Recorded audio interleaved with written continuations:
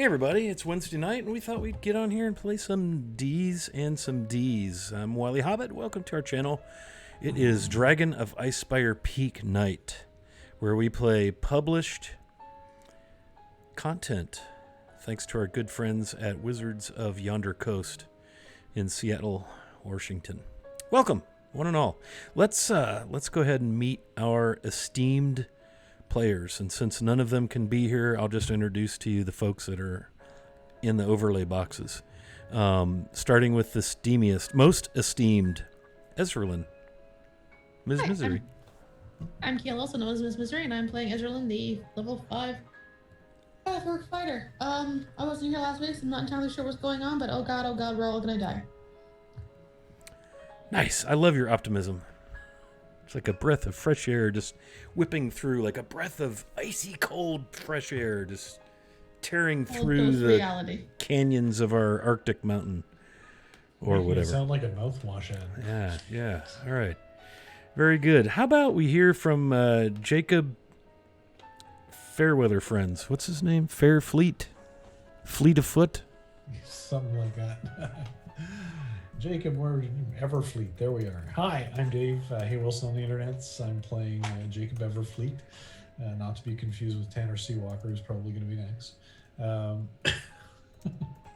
The halfling trickster cleric. And unlike Ezralyn, oh god, we're going to die. We're going to be fine. Everything's going to be taken care of. Okay. Well, your optimism is a little more optimistic than Ms. Misery. We'll see. All right.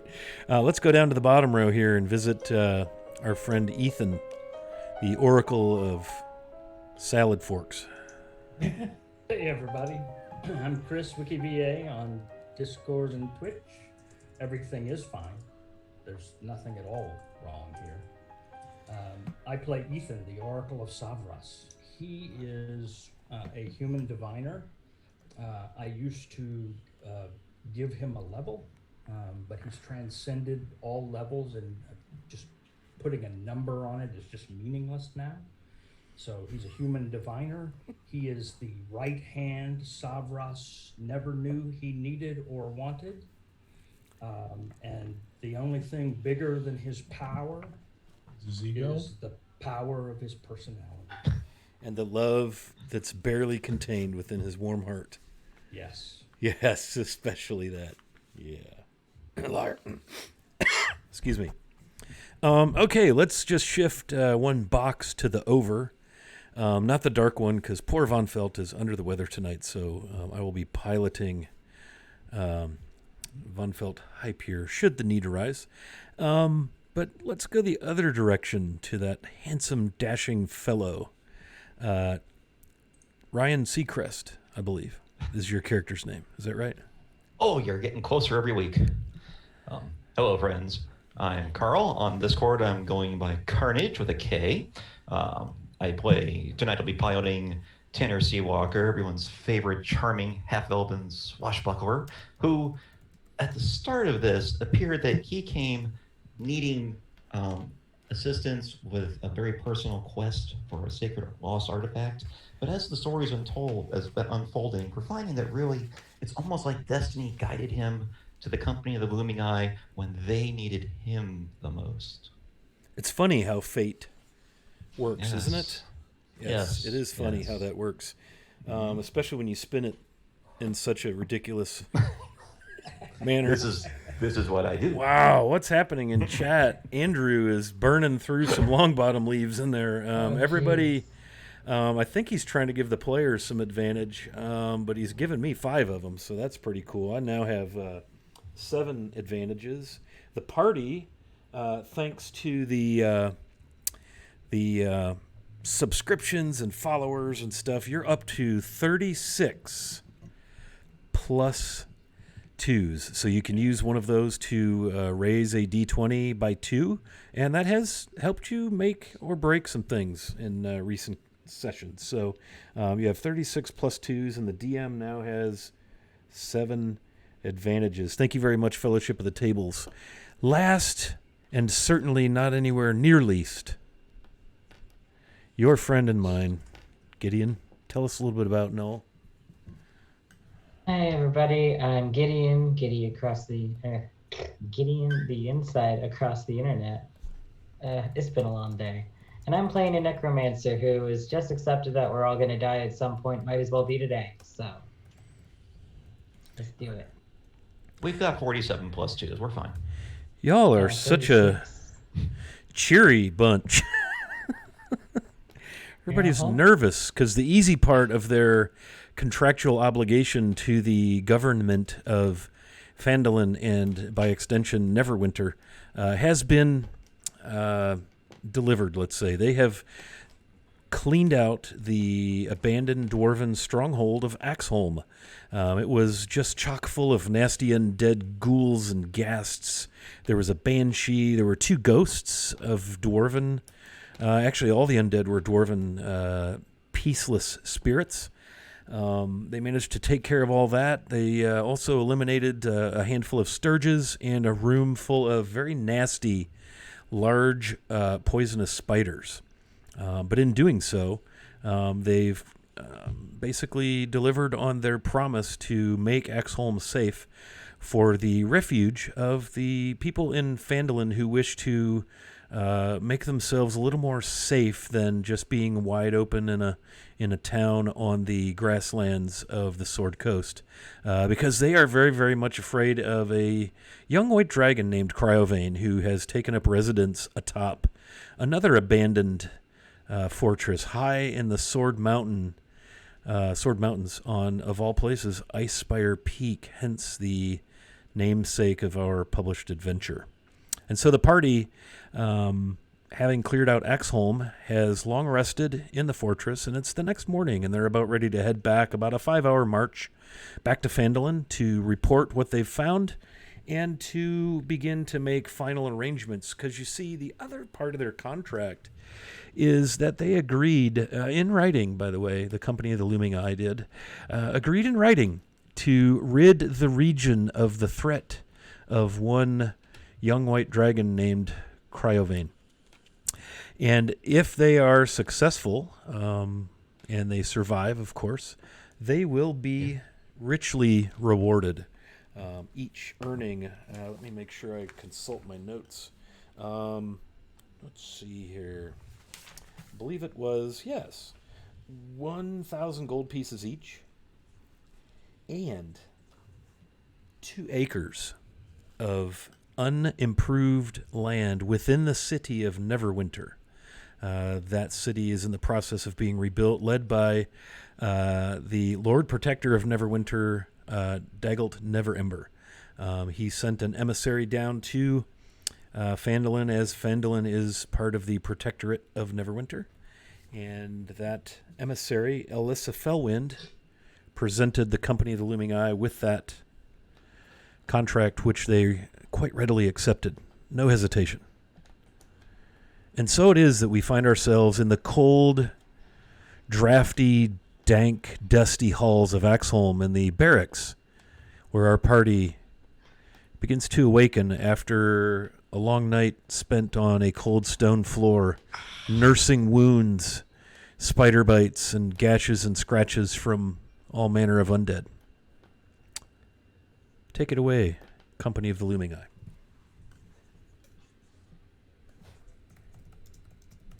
Ezra's gonna get up and you're just gonna hear like every joint pop.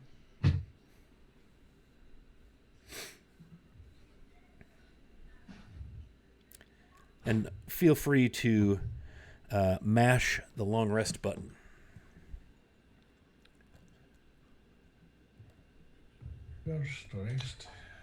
So Ethan's gonna be up too, at first light, although I guess we don't get light in here.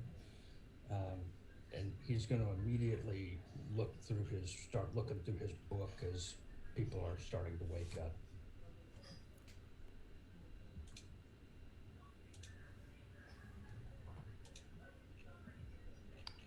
Yeah.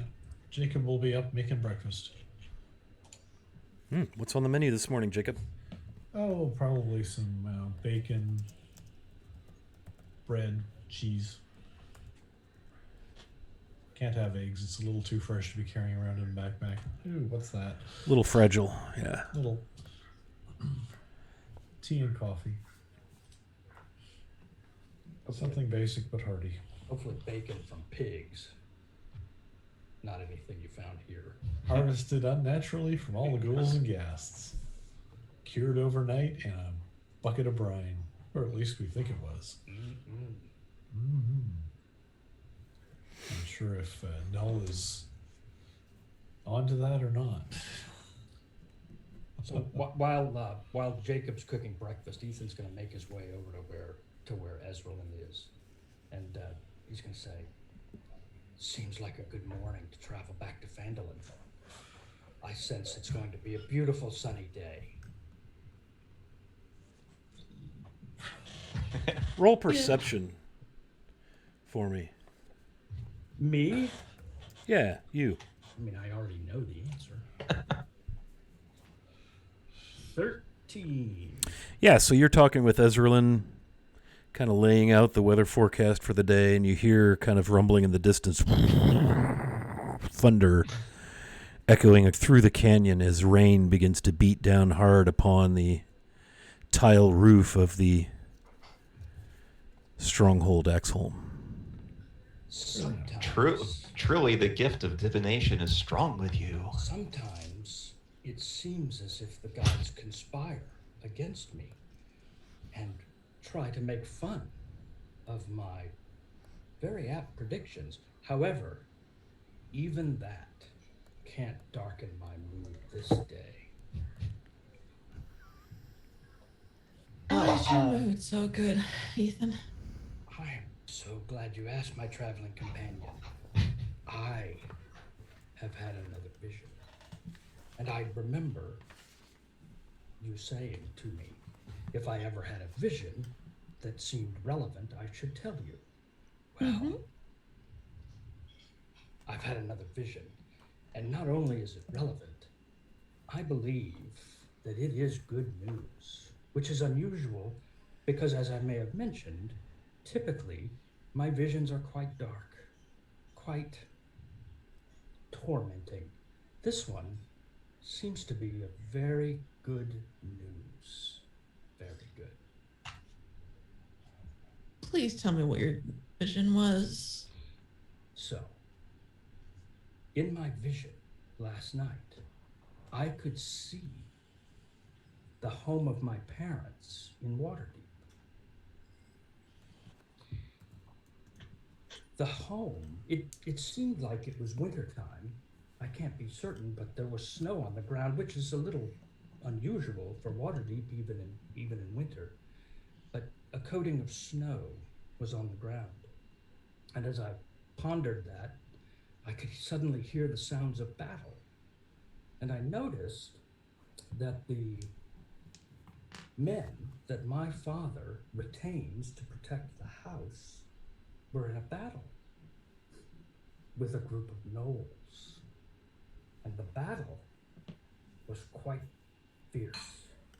Back and forth it went, blood staining the snow on the ground. And as I watched, slowly but surely, the gnolls overcame the hired retainers. As the last one fell, I heard a shattering of glass, and I looked back at the house, and I saw a gnoll with a broken window on the first floor, and he had in his hand a vial with a cloth, with cloth coming from it that he had lit, and he tossed it into the house. And as I watched, smoke began to billow from the house. The house was on fire.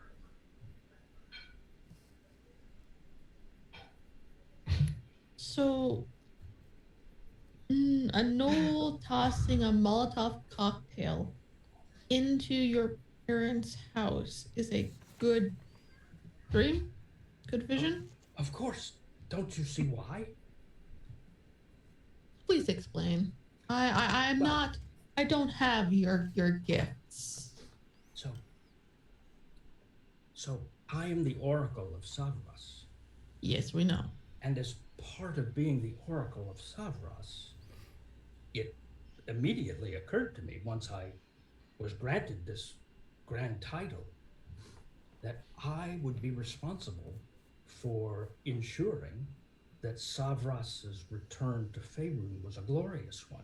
And that would entail establishing at least one shrine, one shrine to start for sure. And I kept asking myself, where am I going to build this shrine? Am I going to build it in Phandalin, the armpit of Faerun? That doesn't seem like a very honorific place to honor the great god of Savras. So I was concerned. But then we had our dinner party where we met Leilani of Neverwinter, Lord Protectorate of Bernie, or whatever his name was. And we were told that once we killed this dragon, we would get 2 acres of unimproved land in Neverwinter. And I thought to myself, well, that's certainly better than Phandalin. Now, granted, Neverwinter is still a backwater of sorts. I mean no offense. I know you have spent some time there. It's a backwater of sorts, but it's certainly better than Phandalin. When I had this vision last night, and my parents' house is going to be destroyed, and the inhabitants of that house killed by gnolls, as far as I know, I'm their only heir. I stand to inherit property in Waterdeep, and I can construct a shrine to Savras in Waterdeep, the jewel of Faerun.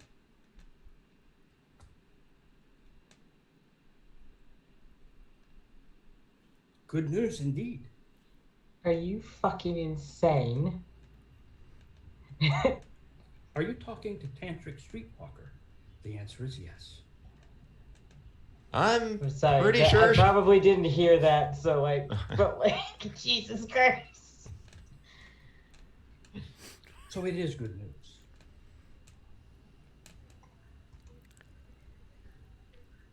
Sure. Okay.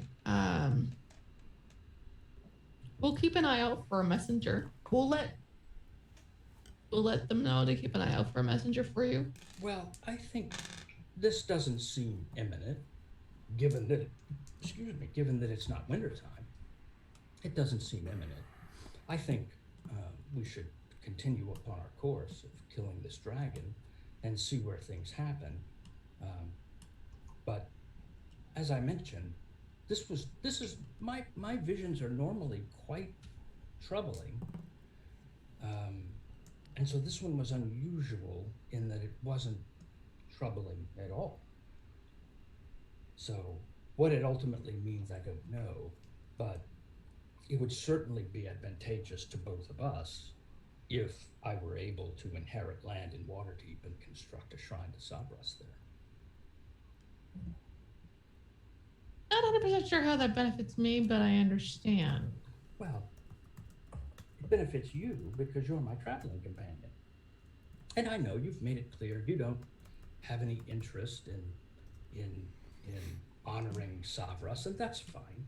But as I think about what it means to be the Oracle of Savras, I think about, and I'm guessing you can relate, having spent some time in Neverwinter, as I understand you have. I think about the priests, and say, for example, the priests of the Morning Lord. I lived in Waterdeep for a while, and I can tell you that the priests of the Morning Lord, they live a good life. They want for nothing. They have fine clothes. They drink fine wine. I can assure you, and I probably don't have to tell you, that there are places in Waterdeep where people don't have it well, where people don't drink fine wine, where people often don't have a place to lay their heads at night. And the priests of the Morning Lord often don't travel to those places. So I view being the Oracle of Savras, and you as my traveling companion, will give us, at some point, the option to quit doing this, which is inherently dangerous, and as skilled as we both are, we tempt fate every time we do this, and eventually we may end up on the wrong end of that fate. So it would be nice to have something where we could retire from this life and have a good life.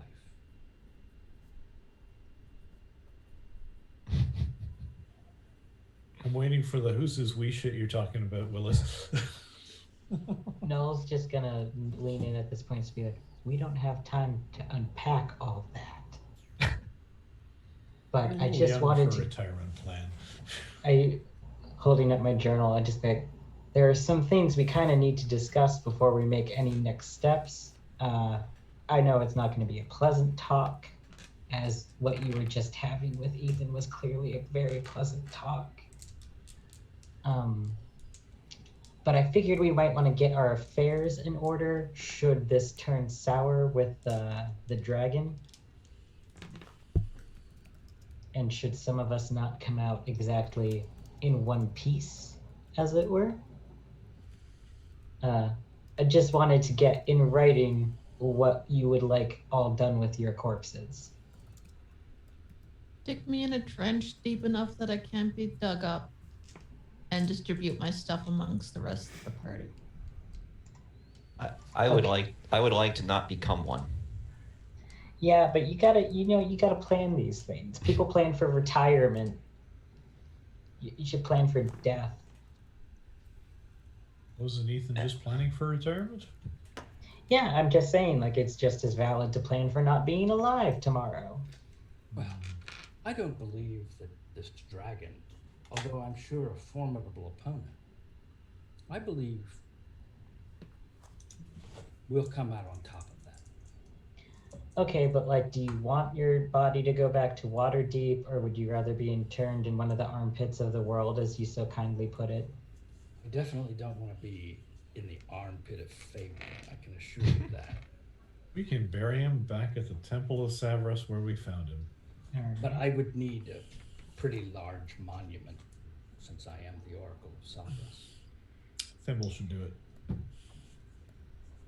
Ditch. Gotcha. Well, if you're taking notes, and not that we need to be worried about this, but should something happen, would someone just make sure that my rapier here gets back to my father in Red Larch, because it was my grandfather's second favorite sword. He told me to be very careful with it. Point first? Point first? Yeah. Preferably handle first, or whatever pieces can be put into a sack. So that'd be great. And you, Jacob, what would you like done with your body? My body's in perfectly good shape. Should you die, what do you want done?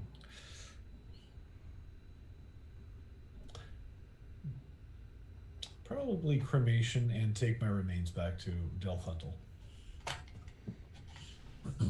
Mom and Dad probably want to know what was going on.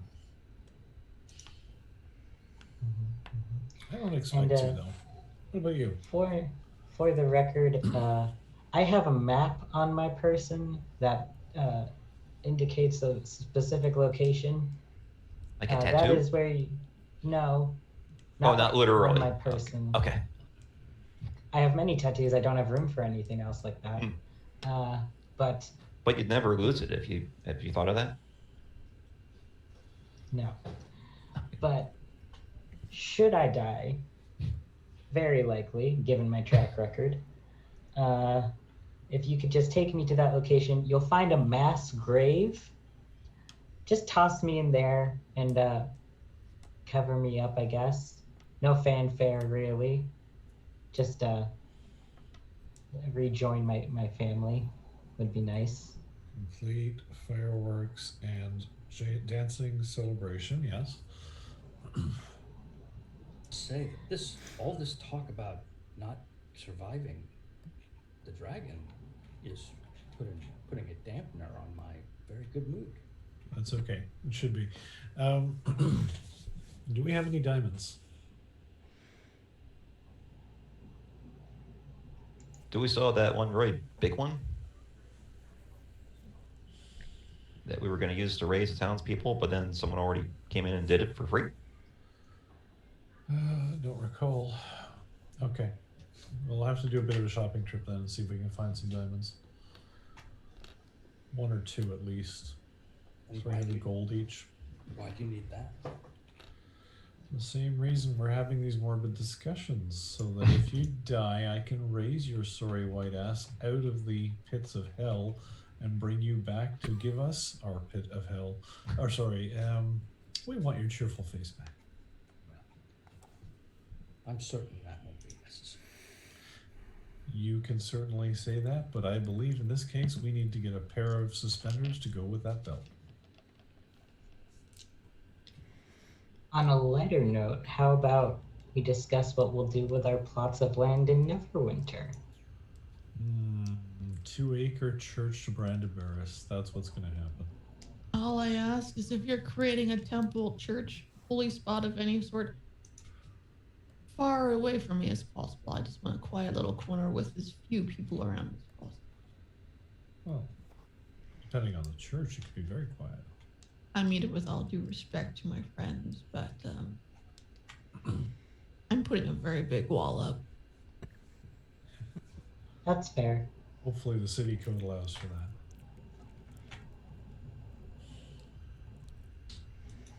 I don't envy you, Ethan, trying to start a full-out religion in Waterdeep. That's quite an ambitious plan.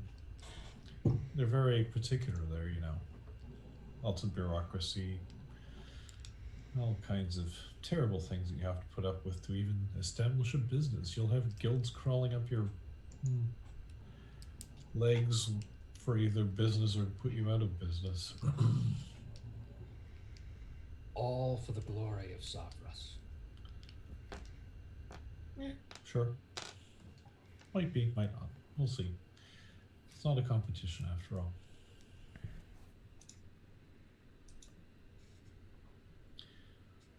All right. Here's breakfast. Coffee and tea for any who want it. Toast, cheese, bacon. Could have done the sausages, but they're a bit dry. Needs a bit of water.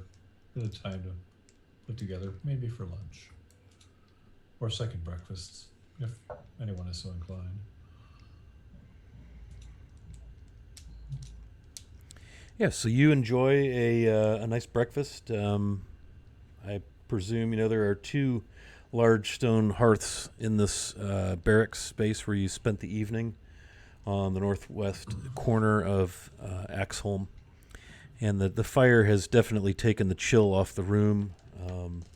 You can hear the thunderstorm rumbling through the canyons outside as you finish your breakfast. And by the time you're done, it seems at least the thunder part and the absolute torrential downpour seems to have come to an end in the time it's taken you to eat and discuss your future plans and clear away the mess from breakfast.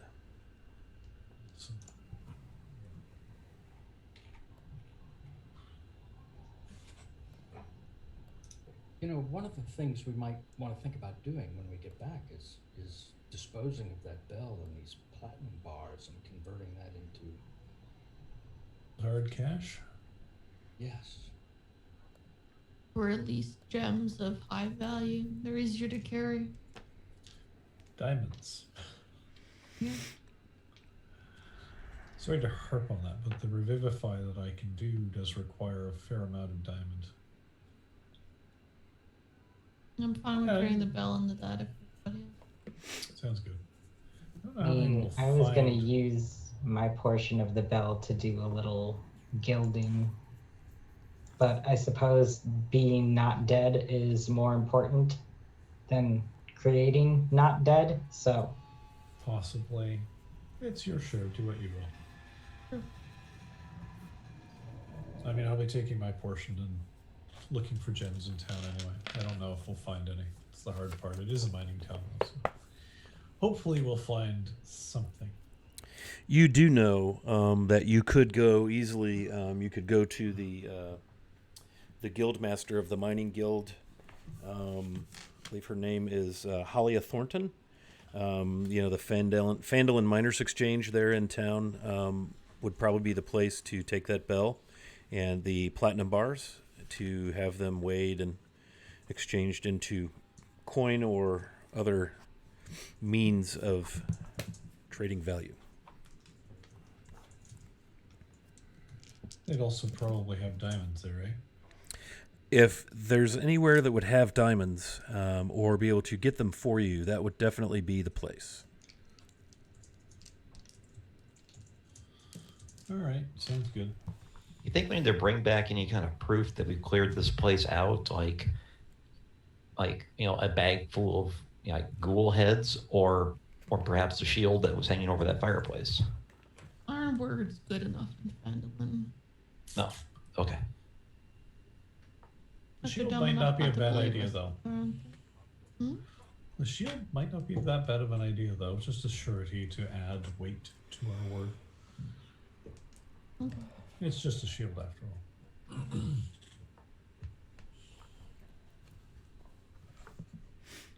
With a head. Yeah, we don't prove anything with dead heads. The dead heads No? prove. I don't think dead heads prove anything. Maybe some good music, but not much else. See what you did there. Oh.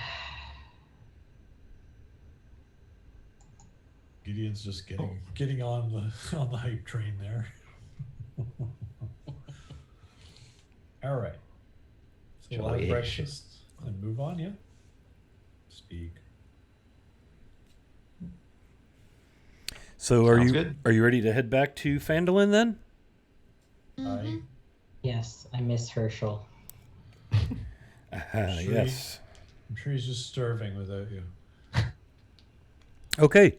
So you're able to find your way back out into the main mustering hall. There is the large double door that you came through that is at the south end of what you would consider to be sort of a gauntlet, Ezralin. Looking up into the ceiling, you can see slits in the ceiling where you presume boiling oil would probably drop upon, any marauding armies. And then at the north end of that is the iron portcullis that Jacob was able to, with some effort, crawl through the arrow slits to the east wall and manipulate the lever to lift that iron portcullis. I don't recall, did you lower it behind you when you came in, or is it still raised a Still- few feet? It's still raised. Should probably lower it. Because the front door is basically open as well. So do you wish to lower it the way you raised it by having the party exit and then go out into the eastern bastion where the arrow slits are, where the ballistae are? Crawl through, lower it, crawl out. Yes, sir. Okay. Well, actually, I'd let the party go out. Right. Just go around, I'll go around to the mechanism myself, and then once they're out, I'll lower it. Yeah. And then just crawl out the arrow slit. Before Yep. you do that, though, how will the townsfolk get in? I'll Same let way them we know what did. to- Sorry, Ezra? Oh, you guys said the same thing as you. Yeah. I'll let them know what to do.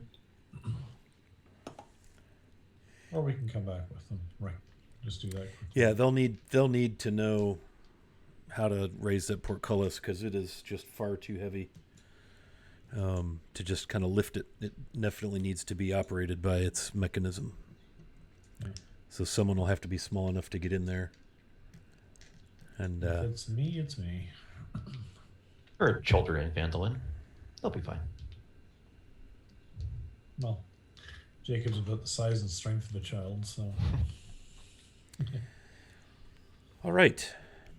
So back to Fandolin it is. It's wet. It's drizzly.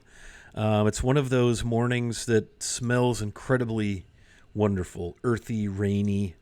You're in the beginnings of the Sword Mountains on the northern slopes. Again, if you recall, Axholm is built right into the side of the mountain, so you can see the two stone bastions that front this fortress, this ancient dwarven fortress. And you can see a few chimneys up in the cracks in the rocks in the mountain face that mark fireplaces that are in the complex. Other than that, it's just very nicely, expertly built right into the side of the mountain. And again, you're in a bit of an alpine setting, a lot of evergreens. There's some deciduous trees like aspens that would be common at higher elevations. And you begin to make your way, you descend, and it's about a 5-hour hike, if you recall, between Phandalin and Axholm, where you hike rather quickly down out of this first kind of arm of the Sword Mountains, and you descend down into the foothills pretty quickly, and it just has that awesome smell of wet pine, fresh, rain, mountain smell. It's almost spellbinding. It's so wonderful. Unless, of course, you don't like such things, then it sucks. But it's just a light drizzle, nothing that's going to cause any travel hazards, flash flooding, or anything, but it is going to make you pretty well soaked to the bone by the time you arrive back to Phandalin. You make your way down into the foothills and travel the tall grasses through the grasslands. I presume mostly lost in your thoughts. If you have any further RP or conversation, now is a great time. The only thing you really see passing through is the occasional stag or small group of deer bounding through the tall grass away from you as maybe you spook them up out of a resting place in the tall grass as the morning winds on into early afternoon. By the time you see the familiar gables and rooftops of the southern side of Phandalin off in the distance, a couple of little rings of smoke exiting chimneys, a small farmhouse here and there, nicely tended, fields and pastures, horses, cattle, sheep, as you make your way up the familiar road and into the southern side of the town you've been calling home now for, a month and a half, maybe? I'm gonna try to pull Ezra to the side if she has a moment. Yeah, sure. I was wondering about being part of the Looming Eye. Is that a till death thing? Or No. You remember you signed the contract. If you do, as a group, we have the right to fire you. You have every right to quit. All that sort of thing. It's a company. It's an employment. I'm not going to do quarterly reviews or some sort of bullshit with you. It's, you want to be one of us, you're one of us. If you don't, you don't. And if you fuck up, your name's not being touted with ours. You know what I mean? I'm surprised I've yet to be fired considering my track record, but Everybody has a training period. Yours is just a little longer than normal. well, it's the reason I ask is because of my plans for my plot in Neverwinter. I don't know if I'll be able to leave once I get what I want to get going started. How do you mean? Well, I've been giving it a lot of thought about. I've spent nearly a decade looking for people that could long be dead. And I don't think they'd want me to keep searching. So I was gonna kind of create a halfway house in Neverwinter Okay. for people like me who don't have a home anymore. Hmm. So I don't know how exactly I'll be able to run that and be part of an adventuring company. You're more than welcome to retire if you want, or you can resign. It's whatever, but you're in good standing, so I don't see why you don't walk away if you need to. You're more than welcome to do so. You'll have my full support thus far. Like, don't get me wrong, I love adventuring. It's just I'm not very good at it. You're still alive. Yeah, because you guys keep saving me. That's what a company does. That's what an adventuring party does, is we keep each other alive. I've been doing this a very long time. You would not believe the amount of recruits we've had come in my own company, which was we took much tougher jobs and were in much tougher situations that died within the first 2 weeks. Usually died screaming in horrible ways. But people kept joining. So, like I said, you're doing all right. You want to stay with us? Stay with us. If you don't, don't. You're welcome either way. Thanks. It's just I feel like such a liability. No, you haven't gotten one of us killed yet. You're doing pretty good. Well, thanks. I guess that's an oddly apropos pep talk coming from you. One thing you just gotta remember is, and it'll save your life in the long run, just remember your role. Remember what you can do, what you can't. Because if you try to overextend yourself or try to do something, but there's somebody else that can do it better than you, wanting to be the person who sacrifices everything or being the person who wants the glory is going to get other people killed. Do your actions. If you get yourself killed, you get yourself killed. Don't do something that'll get one of your siblings killed. The term siblings just I couldn't think of really... better words. All right. I don't want to think of myself as related to Ethan any more than I'm related to a slug. Yeah. I'd rather be related to a slug. Well, you signed the contract. This is officially a brotherhood. Oh, God. Well, I guess I need to work on keeping myself alive better so I can keep you guys alive better. Exactly. We're a group. We act like one. One of our decisions affects everybody else until you tear up your contract or we tell you to get fucked. Duly noted. But in all honesty, do you think we're going to be able to beat this dragon?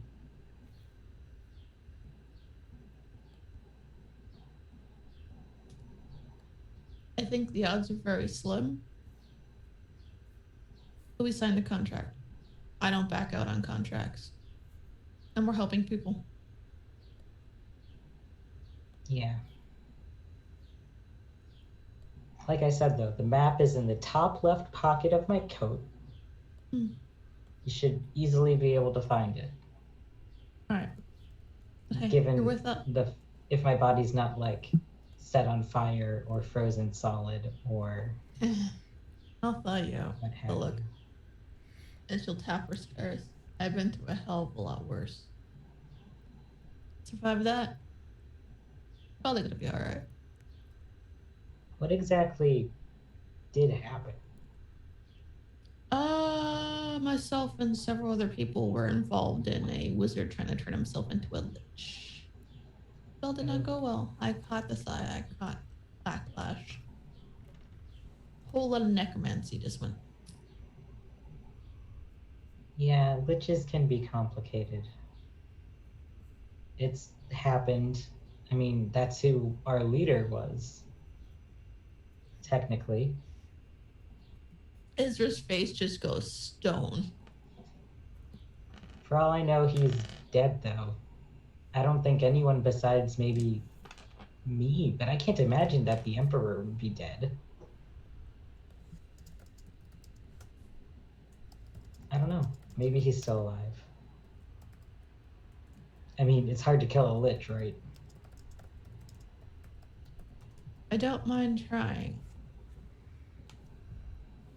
Well, I mean, he hasn't done anything wrong.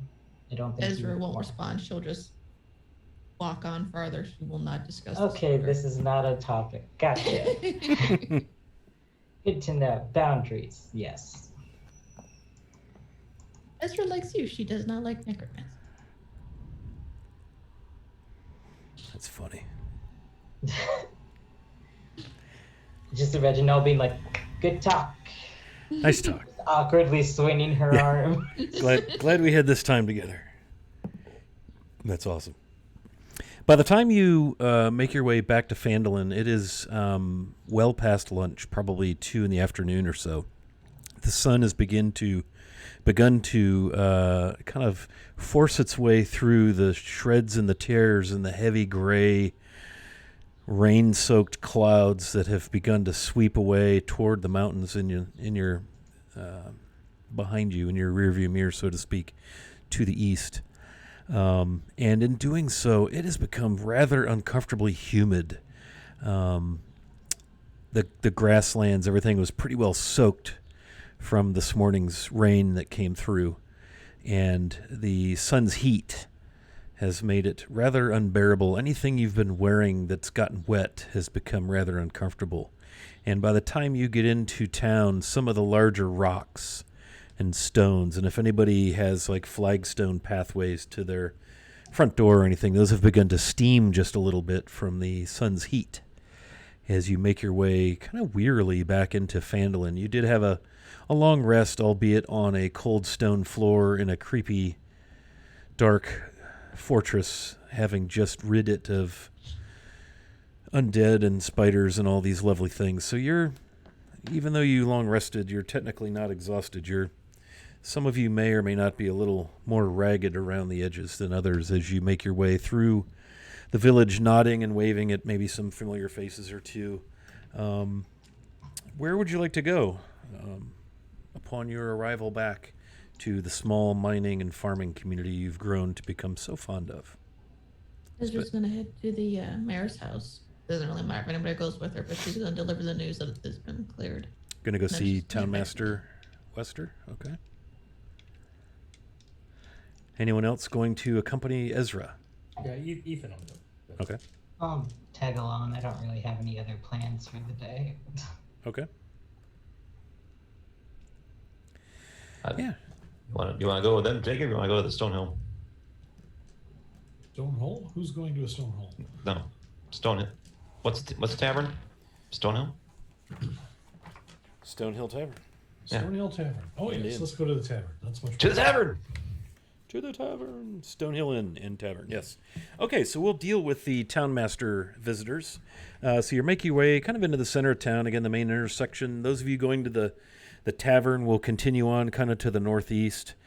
1 block past the Townmaster's Hall. Ezra, Ethan, and Null will stop and go see if the Townmaster Harbin Wester is in and seeing visitors. And so you approach the stately stone building, all 2 stories of it, and then you see the front door and the windows all standing open, which is a little odd. Normally, he has it kind of locked down quite nicely.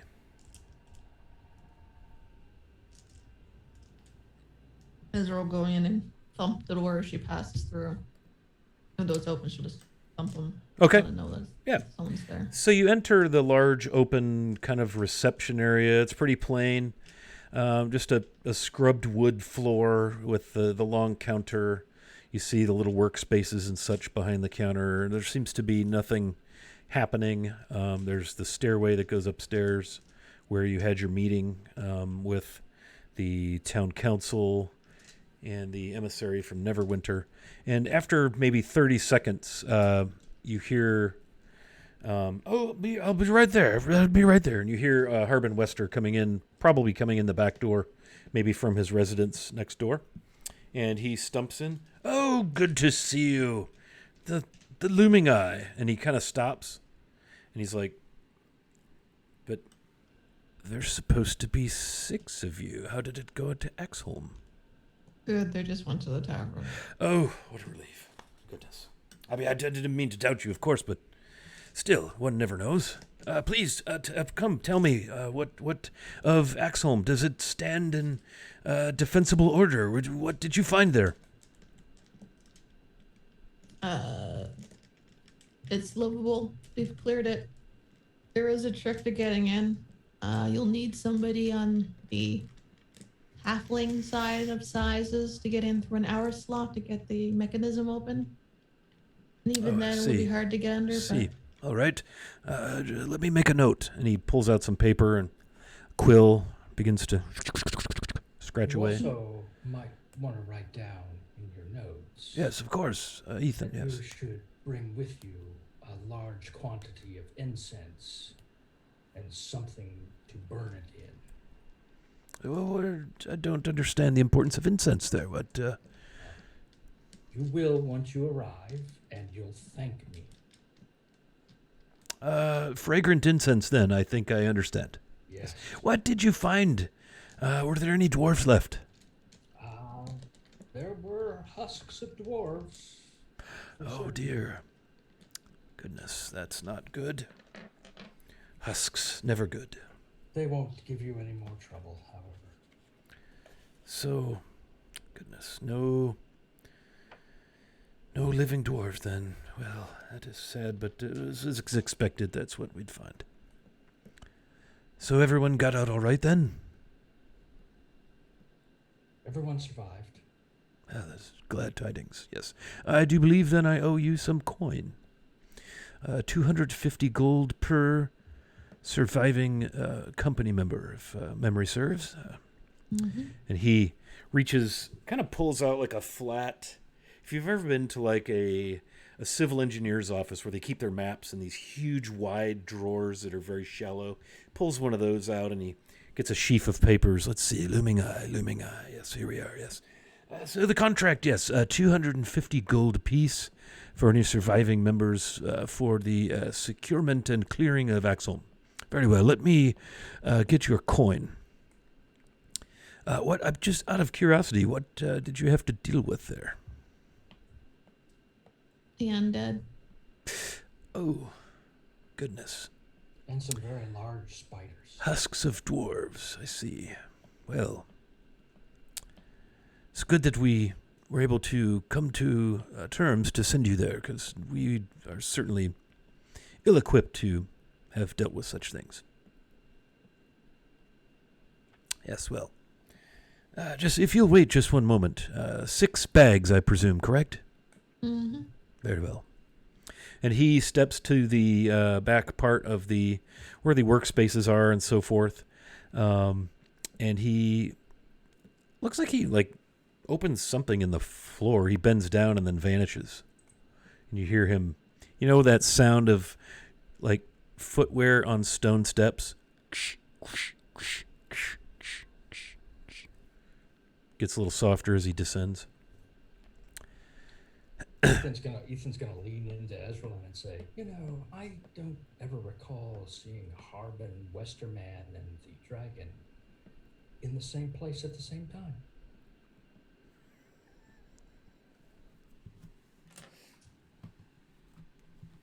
There's a mass difference that would not be able to work.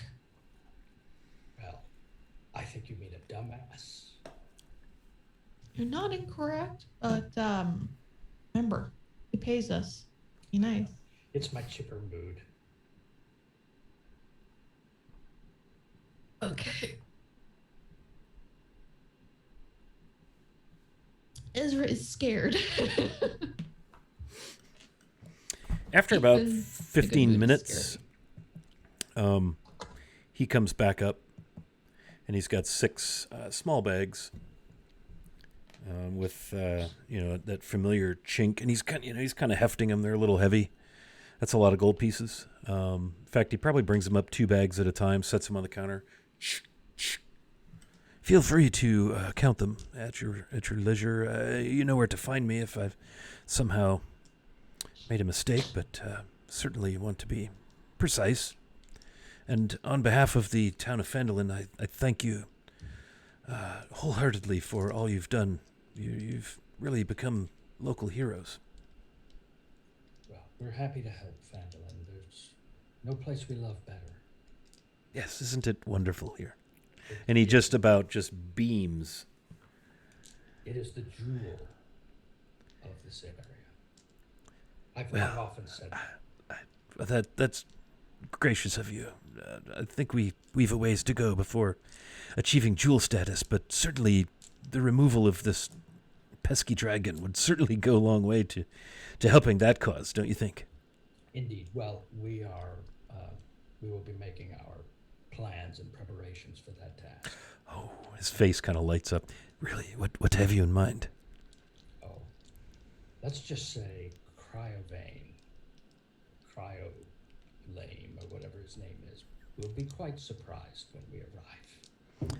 Oh, I should like to be an ice spider on the cavern wall when that happens. But Well, you're no. You're certainly welcome to come No. with Let us me if you'd like. get fetched. I'll be right back. And he just turns around and, you almost see like the color kind of leave his face at the mere idea. And he comes back up with 2 more sacks. And two more. As he walks away, I'm going to lean back into Ezra and say, "Did you see how his face went completely white?" That's impressive. Oh, Ethan. A couple minutes later, he comes back up with another couple of sacks of compensation, if you will, sets them on the counter. So I presume you'll be headed over to the Stonehill then? As always, you'll know where to find us. Yes, very well. Well, I'm sure I'll be in for dinner because, that's what I do. We want to make sure that as we prepare for this encounter, that the folks of Phandalin, whoever chooses to go to Axholm, has a good head start, a good lead. Yes, we will make preparations. In fact, those preparations have already begun. We have foodstuffs put back. We've got the mercenaries from Neverwinter are almost here. I do believe tomorrow we plan to leave under the cover of darkness. Yes. Can't be too careful. Don't forget the fragrant incense. Yes, I made a note. That and the mechanism. I shall need to speak to you further about that. Perhaps I will see you in the tap room later. Or, better yet, perhaps you might avail yourselves of Toblin's sort of secret-ish back planning space. Possibly. For the mechanism, definitely talk to Jacob. He was the one that did the most of the work on it. Yes, very well. Clever lad. Yes.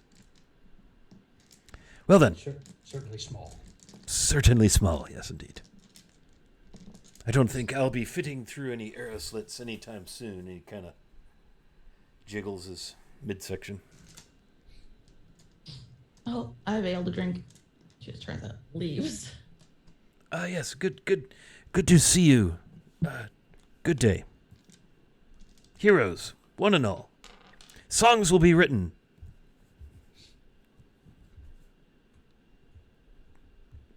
Poems will be poemed. Oh, Yes. Going to follow Ezra now. Tidings will be glad indeed. You can hear him in there kind of muttering to himself. Oh, it's getting hot, though. I need to close the place up. Windows shutting. As you all leave, make your way to the Stonehill Tavern and Inn, correct? Yes. Okay, so Jacob, Von Felt, and Tanner make their way there ahead of you by, say, half an hour. And Jacob and Tanner, you find the place rather quiet. It's just the dead middle of the afternoon. And as you've grown to understand about the cadence of the town of Phandalin, early morning it's busy. Evening time it's busy. There's a bit of lunch crowd from some of the local people who work in the Coster or the Miners Exchange, local employees, if you will, for a little business lunch type thing. But it's dead of afternoon. It's usually pretty quiet, save for any folks who might be lodging there. But as good fortune would have it, you enter, and the only thing you see are a young elven lass behind the bar polishing and cleaning glassware, and Toblin Stonehill seated on a stool at the end of the bar. Looks like he might be writing some things down, doing some ciphering sort of type things when you enter. All right. Oh, and so the road's been pretty muddy too? That's pretty fair to say. Okay. The main thoroughfares in Phandalin, they have been working on some crushed stone and rock. So around the larger establishments, such as the Stonehill Tavern, the Townmaster Hall, the two main thoroughfares that pass through town, have been sort of graveled or crushed stoned. But most of the rest of town are dirt when it's dry and mud when it's wet. Oh, not that it really matters, but I'm just going to just confidently stride in through the door, and if I leave muddy footprints, so much the better. I'll go, Toblin, we have returned. He sits up and spills his coffee. Oh, well, greetings. Come in, come in. Welcome. Good to see you. Your customary table. And he turns around. There's nobody in the tap room. Yes, well, anywhere you like. Yes, we need both of our tables. It is still just 2 in the afternoon. A little dead, but it'll you know how it is. It'll pick up, I'm sure. And he looks around. Elsa, please. Whatever the gentleman like. The heroes have returned. Wait. Where is Ezra? And Null? And Ethan? Oh, they've we must- gone over to the town master to shake him down or collect the ruin.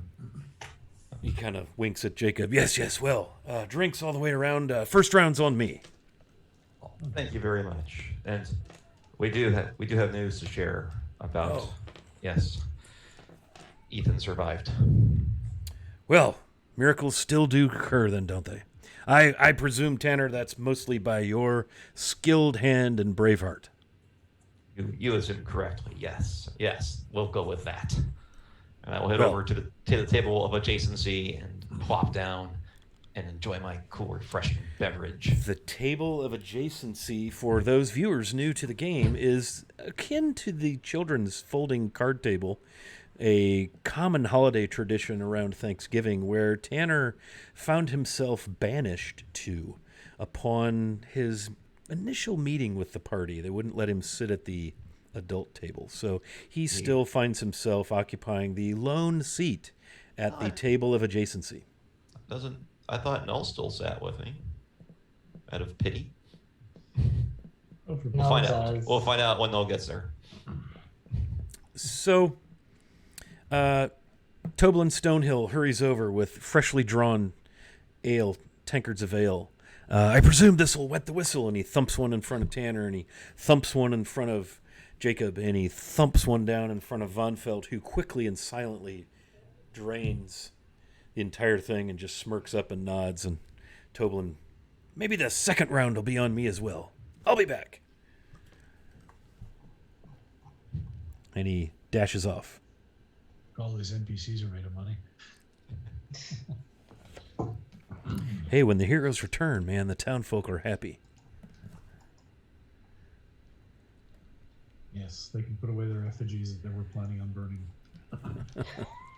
Oh, what did I miss for a sec? A couple moments later, the wisp of a lass, the young elven maiden, Elsa, visits your table with tankards of ale. She sets them down.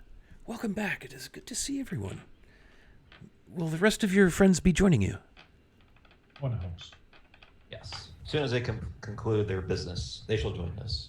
Very, very well. Would you care to hear the tale of how we cleared out Axel? She looks around, and Toblin looks over, and she looks at him, and he just kind of like, okay, go ahead. Yes, please, yes. And she pulls a chair up to the table of adjacency and just kind of leans forward, hanging on your every word, Tanner. And you've been given an advantage by Obsidian Risk. So please use that with all the joy and happiness that shall accompany it. Certainly come in handy. Thank you. So tell me of your tale. What did you went to Axholm, Oh. correct? Yes. Did. And you saved the wizard, I understand. Yes. We encountered many foul, vicious ghasts and ghouls. The smell was horrible. And I'm assuming I still have ichor stains on my armor and my shirt. And I would go. It was touch and go for a while there. Some of us nearly didn't make it. But in the end, we prevailed. Was Set it you? free. How did you do it? What did you Oh, defeat? well. Tell me, show me. Well. Get up and show me. Well, okay. So, Tobin, come here. Yes. What is it? You, lay down on the floor. I'm sorry? Lay down on the floor. You're Noel. Lay down on the floor. Am I back at this point? Okay. Sure. And he lays down. Am I dead? Not yet. Close. So I'm out? And now there's a ghast about You to just... said no, right? Yeah, I'm out. Definitely out. And he lays down and face down like X's across his eyes. Now, Elsa, imagine there's a ghoul about to just start gnawing on his face. And I leaped forward with my sword, and I clean through to get out. Oh my goodness! She like, stands up, smoothing her skirts down, and well, you're so brave. I would like to buy you another tankard of ale when the time comes. And she fishes I better finish in her this one, then. little pouch on her belt there. She fishes out the appropriate amount of silver, and you just take that. And when you're ready for your no, I've never met a hero before, and It still happened. so wonderful. Yes. Well, I should get back to work.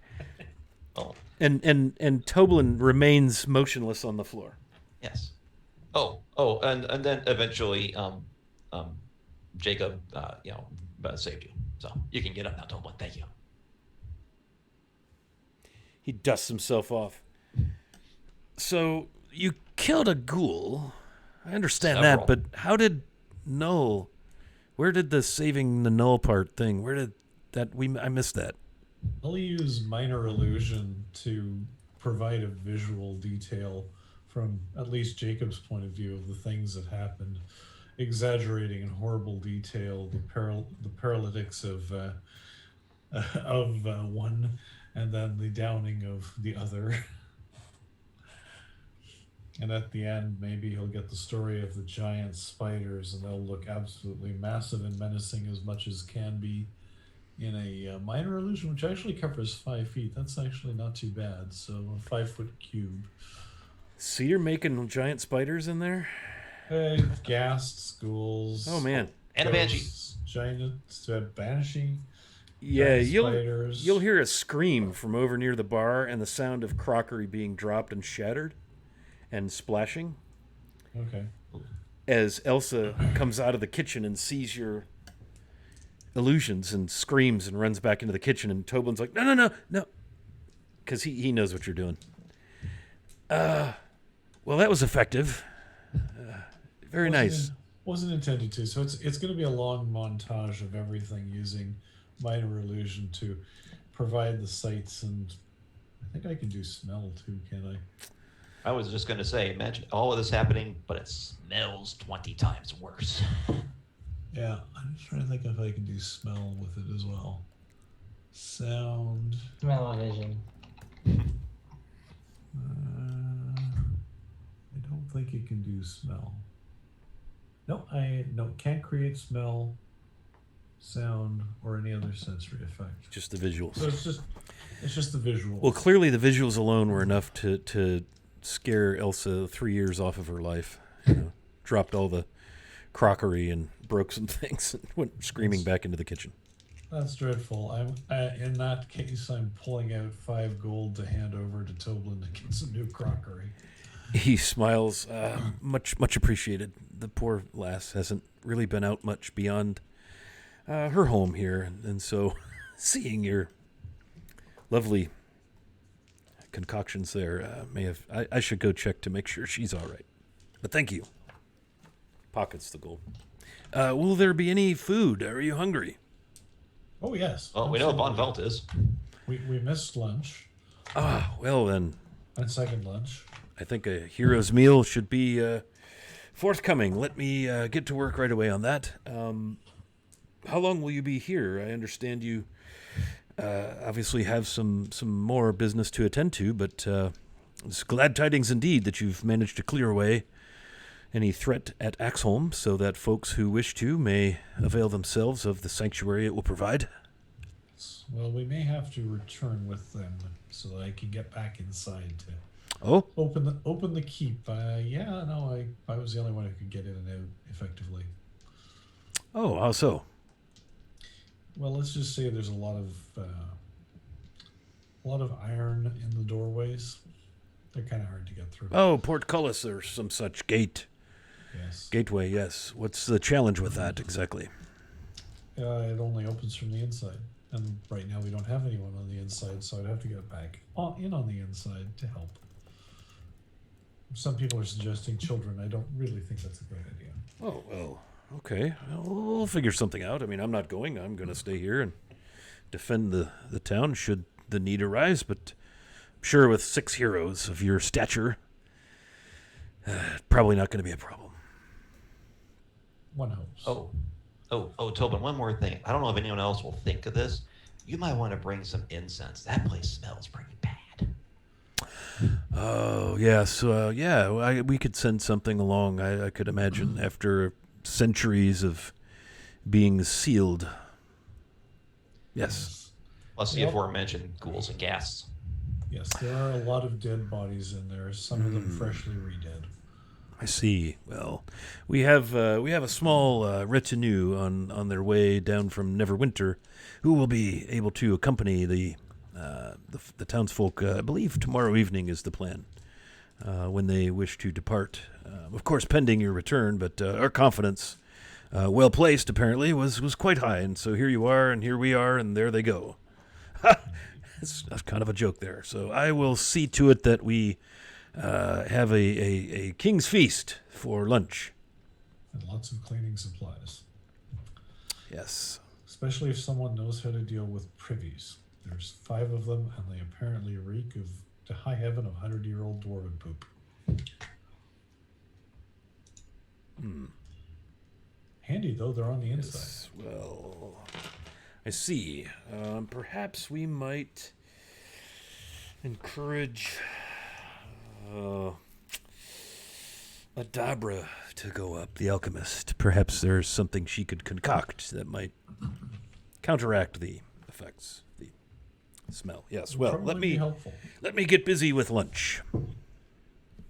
And he spins and turns on his heel, almost running into Elsa as she exits the kitchen with a fresh set of crockery tankards, Broken crockery. where she immediately sets to filling them with fresh ale and brings them over to you.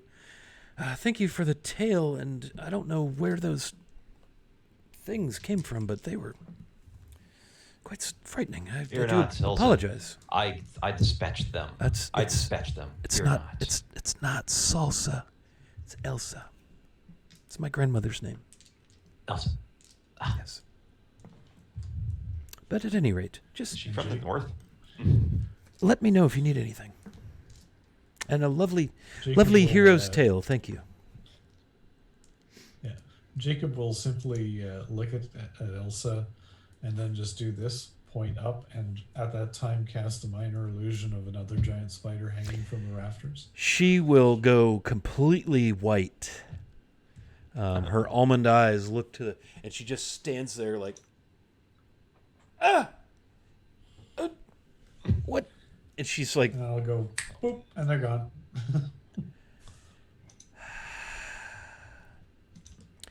check your beverages. And she steps away, giggling as she heads back behind the bar. Isn't that the threat of everyone at So a bar? you're- I can spit in your drink and you won't know. So you're well into your Never mess with the second waste stack. your second tankard of ale, when in the door come the familiar forms and faces of your remaining company mates, Null, Ezra, and Ethan. The 3 of you enter the almost empty tap room to see Tanner, Jacob, and Von Felt drinking happily, apparently telling tales. You see the young elven lass, Elsa, behind the bar sweeping up some broken crockery. And, yeah. Ethan's going to head to his normal spot, and as he's walking towards his normal spot, he's going to say to Ezralyn, "It seems like Skywalker's table keeps getting closer and closer. I don't like that."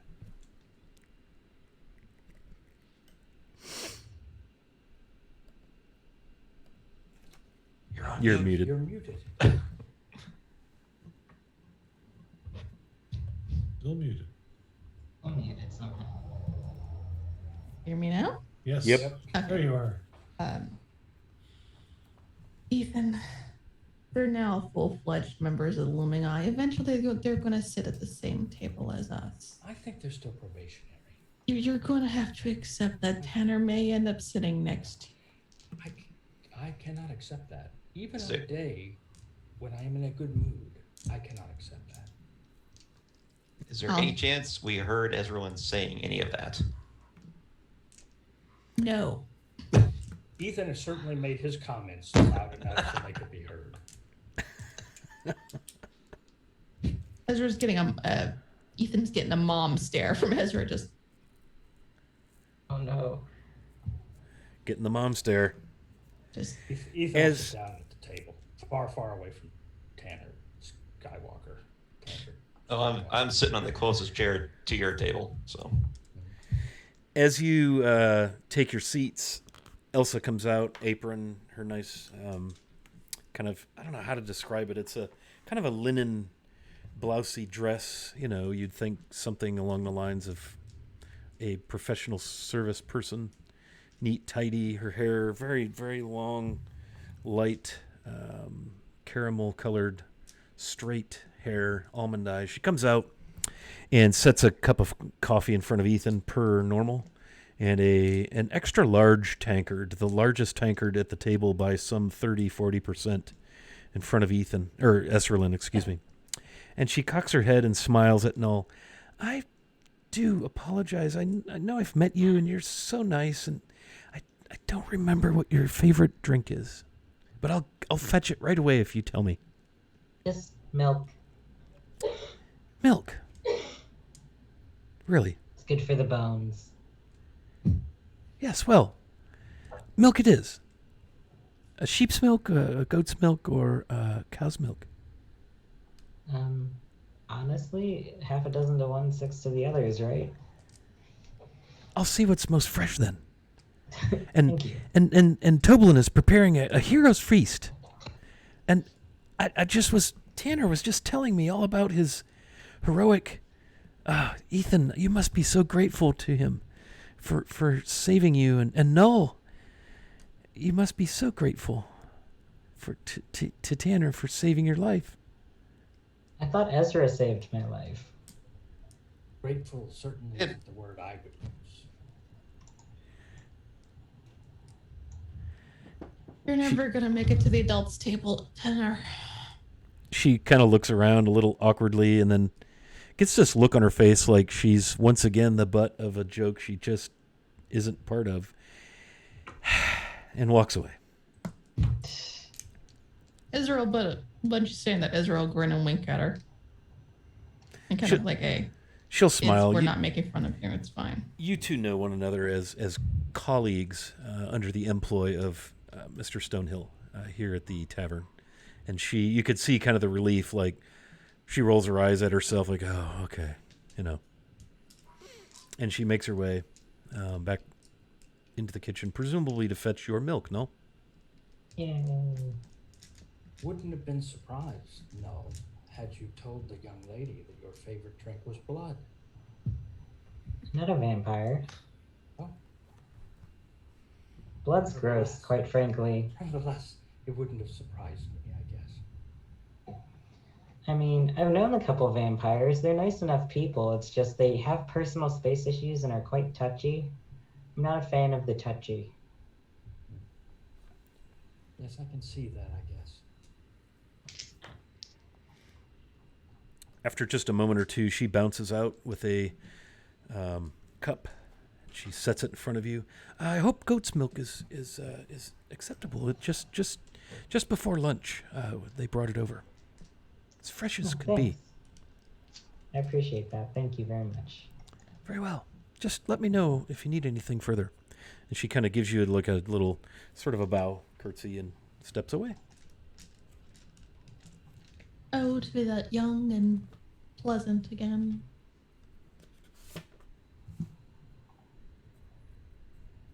You made Wait, was how the older old than are you, Ezra?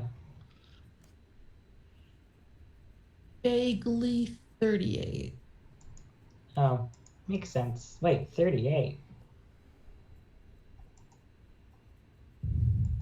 Oh, do half orcs age differently? Backwards.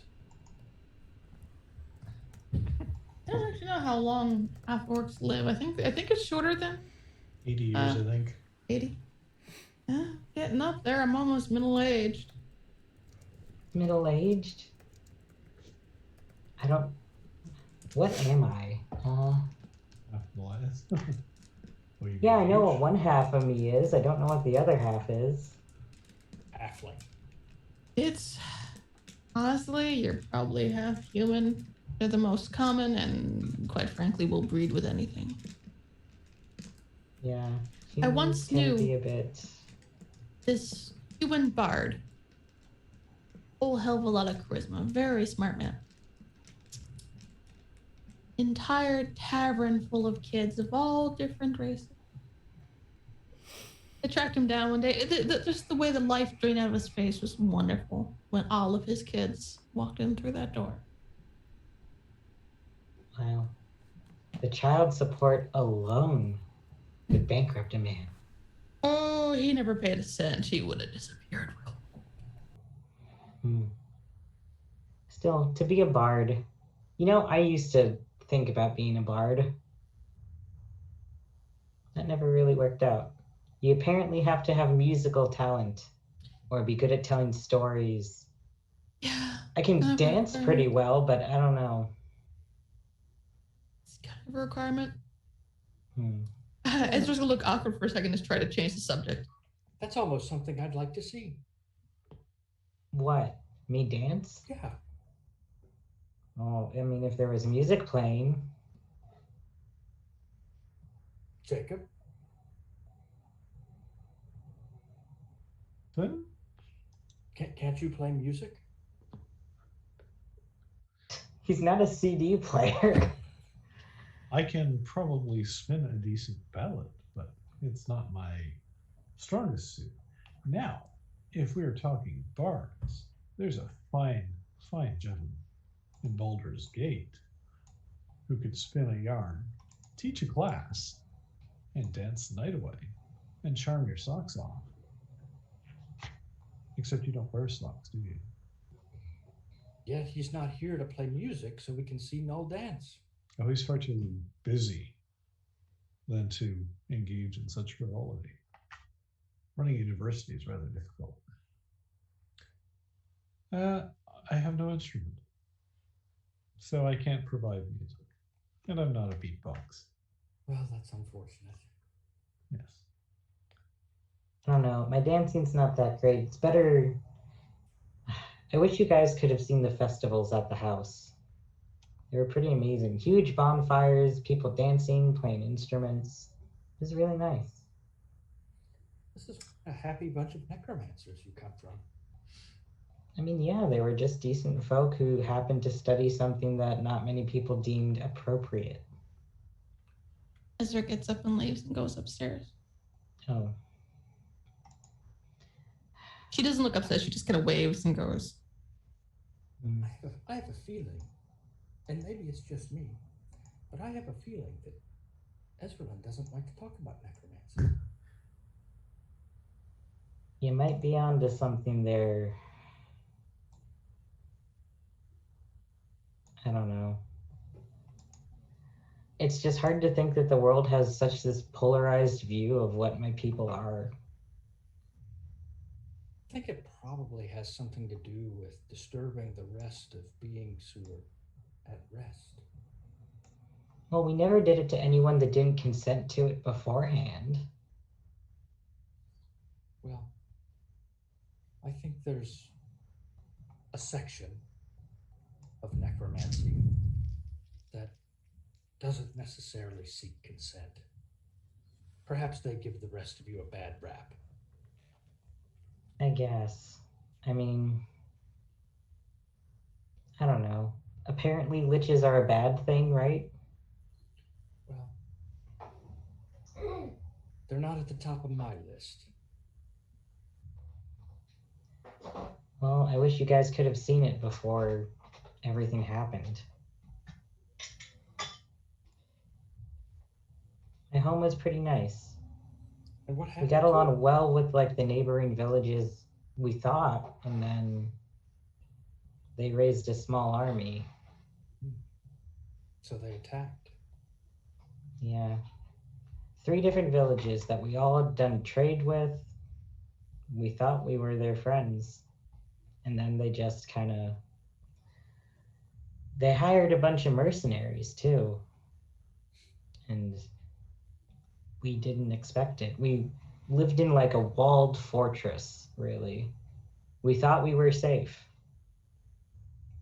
But we just trusted the wrong people. And obviously that came back to bite us.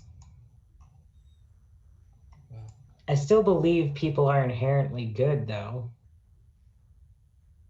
Most of the time. Some are, some aren't. Most don't really give a rat's petard whether or not you live or die until they get to know you. Then they want to keep you around. At least that's been my Yes. experience. Elsa very quietly steps out, puts down a stack of plates and a large woven basket full of small loaves of bread that you could smell coming. Still warm. 3 crocks of butter. One appears to be just a sort of a butter, freshly churned. Another more of a soft cheese, probably sheep's milk, or anybody who knows about such things. The third, it's almost like a spreadable mead. It's very much reminiscent of a beehive, honeycomb, with butter mixture. And she sets the loaves down, and the loaves are of 2 different colors. One is a very much looking like a white loaf, crusty. The other one more of a dark pumpernickel-y sort of loaf. And there are a number, probably 8 or 10 of those small loaves. 6 plates, knives. She sets them down quickly and is in and out of there. and my experience has been that people aren't inherently good. At that, Jacob grabs a white loaf. All of the crocks are at least a sample of one each and starts digging into the bread.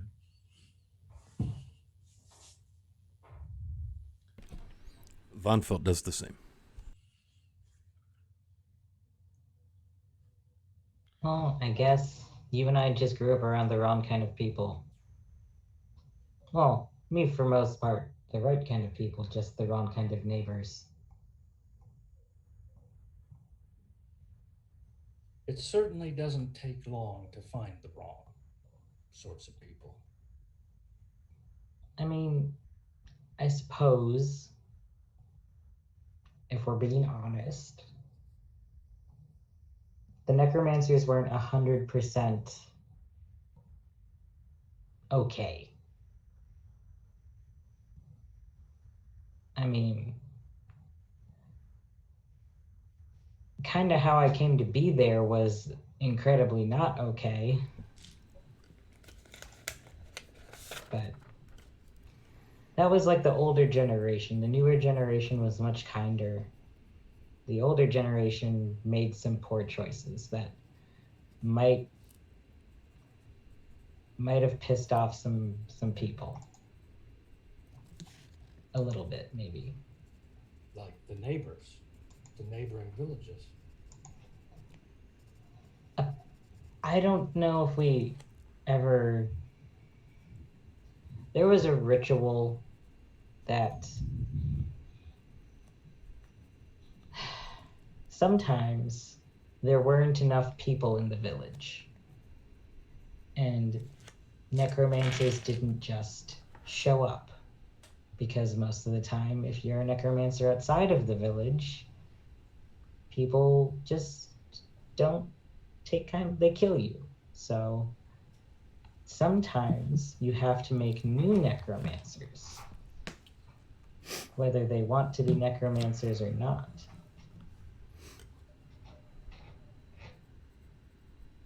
And Was that you? I don't know. From what I was told, there was a really small village at the base of the mountains. And one night, people from the house visited the village. And they took some people, like me, and some of the villagers were not okay with them taking some people. So there was a fight, and a lot of the villagers got hurt. A lot of them died. And then the rest of the house returned with the people and some of the villagers not alive. I don't know what they did to the ones they brought back that were alive, because I was the only one that grew up in the village, from the village. I was a baby when they took me, and then they apparently saw something in me that could be turned into a necromancer. They took other ones too, but they didn't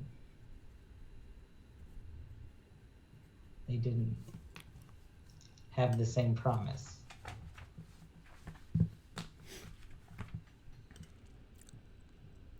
Toblin bounces out to the table with a large wooden tray, and on it are 6 crockery bowls of what Ezra would recognize right away as, what did we decide to call that? Dragon's Fire Chili? Mm-hmm. Yeah, and you hear some squawking and carrying on back there, a voice that's quite familiar to those of you who've been around a little while, that of your kobold friend Lulu. Back in the kitchen. And Toblin nods and says, "Compliments of Lulu. And Miss Bryphon just this morning bagged a large boar. And so it is roasting. But in the meantime, please avail yourselves of this fine chili. Perhaps another round of drinks to help with the certain pain that may accompany this spicy concoction." I'll stick with milk. I think another round is wise. The wisest choice when dealing with spicy foods, no. He smiles. Ethan, I see you have a coffee in front of you. Is that what you'd like to continue with, or will you have a glass of wine? I think you can bring on the wine. Very well. I thought as much, yes. I foresaw it. And he kind of winks at you.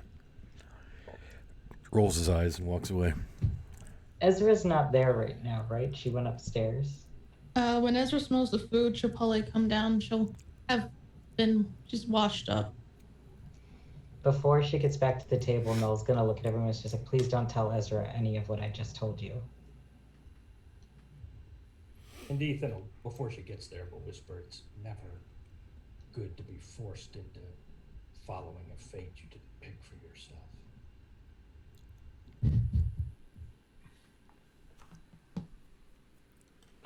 There's no faith involved. I just... Fate. Hmm. And Yeah. notice how I didn't make a big deal out of there not being any bread bowls with the chili.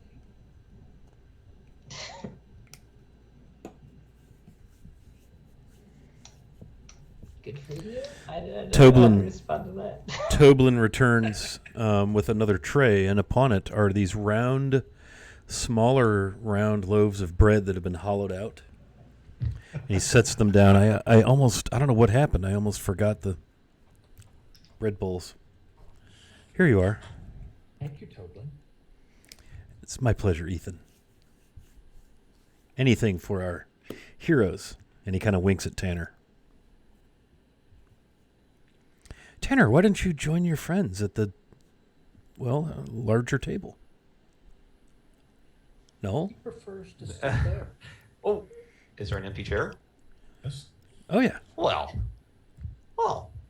that's a I'm great gonna sit idea. right next to Ethan. We're all one big happy family.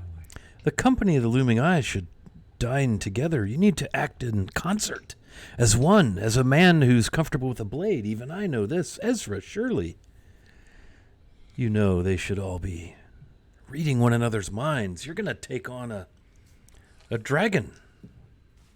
You need all the intuition and cunning you can gather. So yes, eat and drink Yet as one. Toblin sometimes, when you look at the cover of a book, you can determine that it's unnecessary to read its contents. They're often dull and uninspiring.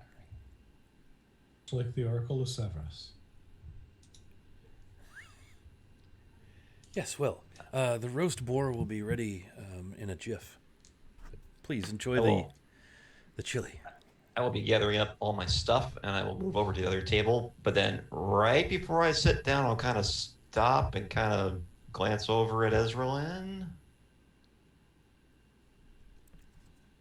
and plop down and continue eating.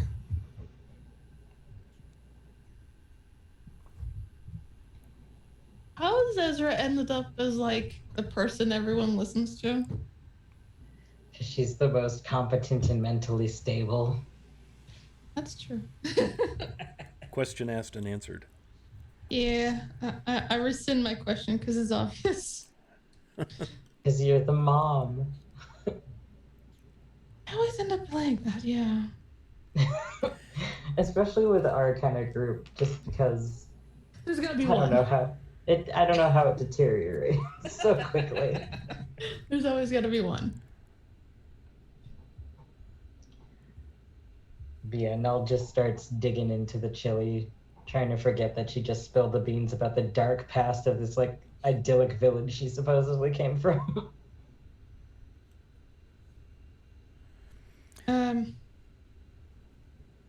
Yeah, between bites, I was just gonna look up and say, I'm going to the mining exchange after this, turning over the bell. If any of you want stuff switched over to gems, anything easy to carry, you might as well come with me. We'll all split it then. Should do Yeah. something with the platinum bars. So yeah, I'll take that too. We need some diamonds. Mm-hmm. Yeah, I if think you I'm want gonna to spend. No, go ahead. Oh no, I was gonna say something sarcastic. Go ahead. I think I'll just spend the evening with Herschel. I miss him. I need to figure out how to be able to ride a undead skeletal horse.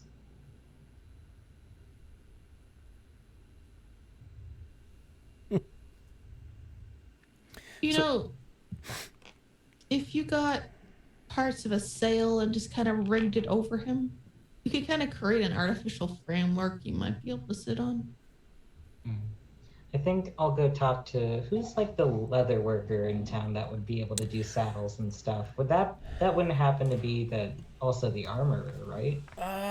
Probably. If you visited Line Shield Coster, that's probably where you want to be. Lenine, kind of that gruff, sharp-tongued gal that deals in the weapon stuff, the more of the outfitter type thing versus Barthen's provisions.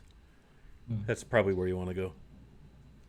Yeah, after Reed, I think I'm gonna take Herschel over to the Coster and try to get him all suited up. I'm sure he'll be indispensable in our fight against the dragon. Certainly won't get cold going up the mountain. So Nah, he's tough. He'll probably feel it in his bones, though. Not good for the joints.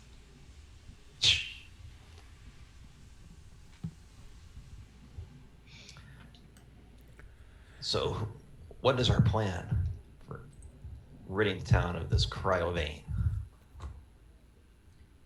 I think if it seemed that when I had my vision in the shrine, that this dragon's lair was at the top of the whatever fortress this is. It was outside, right? Wiley. Isn't that what I saw? Yeah, the vision you had was of a complex, probably similar in footprint to that of Axholm, but it sits atop up in the mountain peak. There's this winding, narrow kind of pathway, walkway that winds its way up the side of the mountain, switchback, gets up there, and it is built atop a mountain peak, and then you saw the dragon very clearly sleeping on the rooftop of this place, all ice and icicles and snow and the like all over the top of this place. Yeah. So, in my vision at the shrine, I saw the dragon atop the fortress outside, sleeping, and perhaps this is sort of my preliminary thoughts on how we might deal with this creature. As we approach, I might be able to use the staff of Savras to see the creature, and if we can catch it asleep, then we may be able to conjure a distraction and give us an opportunity to attack while it's distracted. We would have to make that first attack a very potent attack, because the distraction itself, at least the distraction I could create, wouldn't last terribly long, probably.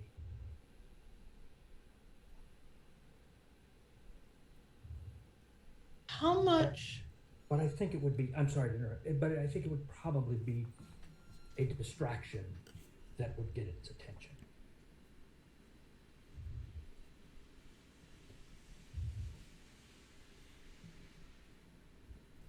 How much drugs do you think it would take to knock a dragon out? How much drugs? Mm-hmm. I The good stuff too. aspirin? Poison would probably be a better option. I'm no dracobiologist, but I would think it would take a great deal. I'm guessing pumping a cow full of an opiate will not won't work. To be honest, I was thinking the same thing, except with poison. I'm gonna assume that creatures like that are able to smell poison, but something like a drug, an opiate, maybe. I have no idea. It's all poison in the long run. Elsa steps to the table with a large crockery bowl full of roasted mushrooms, thyme, garlic, and some quartered onions steaming. Poof, sets it on the table and steps away. I like your thought. I just wonder how we might get a large animal pumped full of poison up that mountain. That might be a difficult task. I can take care of that. All we need is the poison. Then again, hey, I just thought of this Herschel, where he's bony and hollow and empty, and we create a nice fake horse coat for him. The Wolfgang Bauer? And have nice little vials of something inside. And let the Or just dragon Herschel. a bladder, so that it's soft and chewy. You want the dragon to eat Herschel? Well, yeah. It would be Herschel's sacrifice to save this town. We would make sure that there would be a monument built to him in the main square. This town can rot for all I care. You're not touching my horse. Let's just. But we could throw a dead, poison-filled cow onto Herschel's back to get it up the mountain. Let's think about dragons, and although again I'm no expert on dragons, what I do know is that they're relatively intelligent. So if you were the dragon lying atop your fortress on a mountain covered in snow and ice, wouldn't you wonder how an emaciated, bladder-filled horse found its way to the top of your fortress? No more than I'd be wondering about all the people that are making noise in my cavern. I believe with my plan, we wouldn't have to transport anything other than ourselves, and I can cast the distraction, and I think it will grab the dragon's attention. Maybe it won't, but I think it would be hard to ignore. What would your distraction be? The key would be keeping us out of sight. The answer to your question, my friend Jacob, is I can summon creatures from the very depths of hell itself. Sounds excessive. Toblin comes out with a large metal platter, steaming hot, spiced roasted boar, the bowl of gravy, and there are roasted potatoes in with the meat. There are more onions nicely caramelized, having been roasted in with the boar and the potatoes, with some sort of a very hard cheese, grated over the potatoes, at least, not over the meat. Probably something akin to Parmesan Reggiano. And it just, everything stops for a second, mostly because I'm talking, but because of the scent, you're kind of like, you maybe had forgotten how hungry you were while you were beginning to plan in earnest. And he just steps back with his hands on his hips and just kind of watches you all. Dig in. He nods and steps away.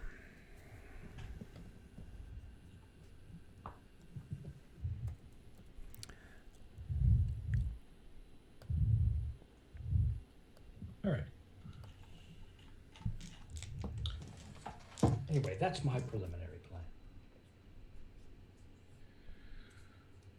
And if we can distract it, then I can sneak up on it and use the dragon slaying sword So to slay.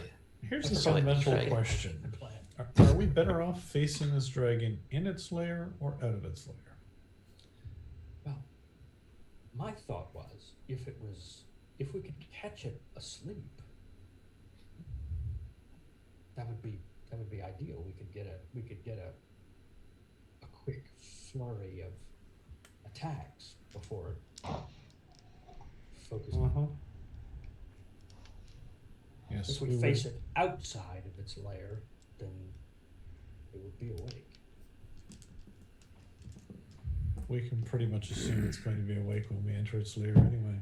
Well, dragons do sleep, and when I had my vision in the shrine of Savras, it was indeed asleep. I often wonder if they had a contact poison on that altar. Give you hallucinatory dreams. They weren't hallucinatory. Oh, sure. It was through the glory of Savras himself that I saw what I saw. Have some more Oh. coffee. I'm actually kind of on board with this plan of summoning demons to attack a dragon while we're safely at a distance planning our next move. I can try and blind and or deafen the dragon. Anything works. The only caveat to my plan would be that although I can summon these creatures, I don't have great control over these creatures. I believe that if we do this correctly, the creatures that I summon will see the dragon and focus its efforts on the dragon. Or they may Although- flee. Or they may attack us, and then we have to fight all of them plus a dragon. Well, that's possible. However, I have the ability to get rid of them should they turn their attention on us. But I think between a dragon and us, no insult intended to anyone here, they'll find the dragon to be the more formidable and worrisome opponent. Which is probably why they'll go after us. Well, they may, again, my plan is to summon them in a way that all they see is the dragon. We summon the creatures, I summon the creatures. Here's how I envision it. We find a way into this room where the dragon is, it's asleep.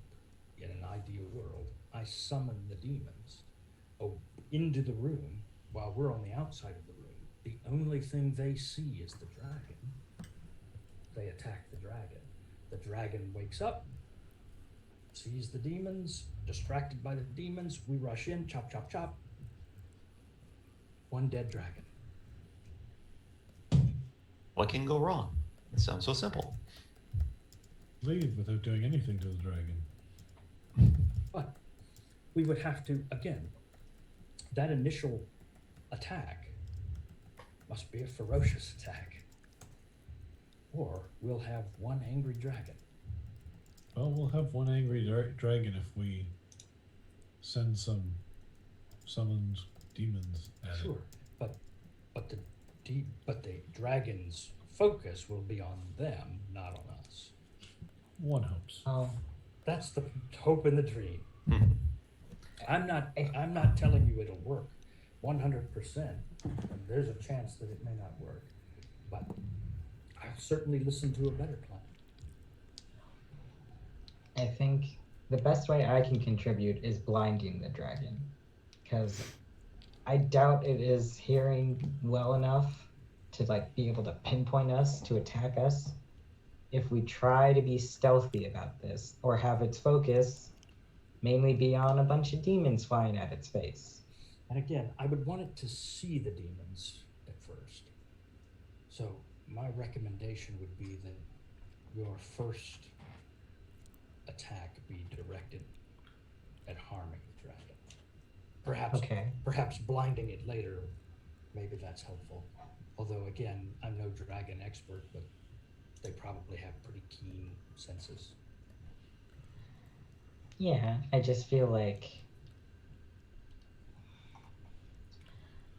all my other attacks, I'm not sure. I could try and paralyze the dragon, hypothetically, as well. No, wait. It's probably too big for that. Imagining Ezralin, Von Feld, and yes, even Tantric rushing in on the dragon while it's distracted and doing Preferably from a flank or the rear, because no one Yes. wants to be at the mouth end of the dragon. Of course, we have a fundamental problem that we don't know what the outlay of this dragon's lair is if we're going to take it on in the lair. That's one of the conundrums, yes. So, I'm going to call for Toblin. But I may or may not be chewing my food while I'm doing it. Toblin, Toblin? After a couple of moments, he steps out from the kitchen. Yes. What can I get you? Tanning bed, sea wall. Ooh. You remember how you got the map of Axholm? Yes, do you of course. Do you happen to have one for the fortress at the top of the mountain? Sadly, no. I'm out of ideas. Thank you. But thank you for playing. I've seen the dragon's lair. seen all of the dragon's lair. Well, I've seen the top Can you where see? the dragon was asleep. Can you see more of it though? Can I? Can you use your stick of seeing to see things? Indeed, that was the first part of my plan. Seeing. That was the first part of my plan. As we get close, I will use the staff of Sabras to scry on the dragon. And I will be able to tell us, I believe, whether it's asleep or awake. Certainly it's Can't tell us it's a phone. So I believe, as long as, if this is done properly, I will be able to tell you that, the dragon's status before we enter the room. Now, of course, dragons are powerful creatures, and I suppose there is a very, very, very small chance that it could resist the magic from the Oracle of Savras. However, I doubt it.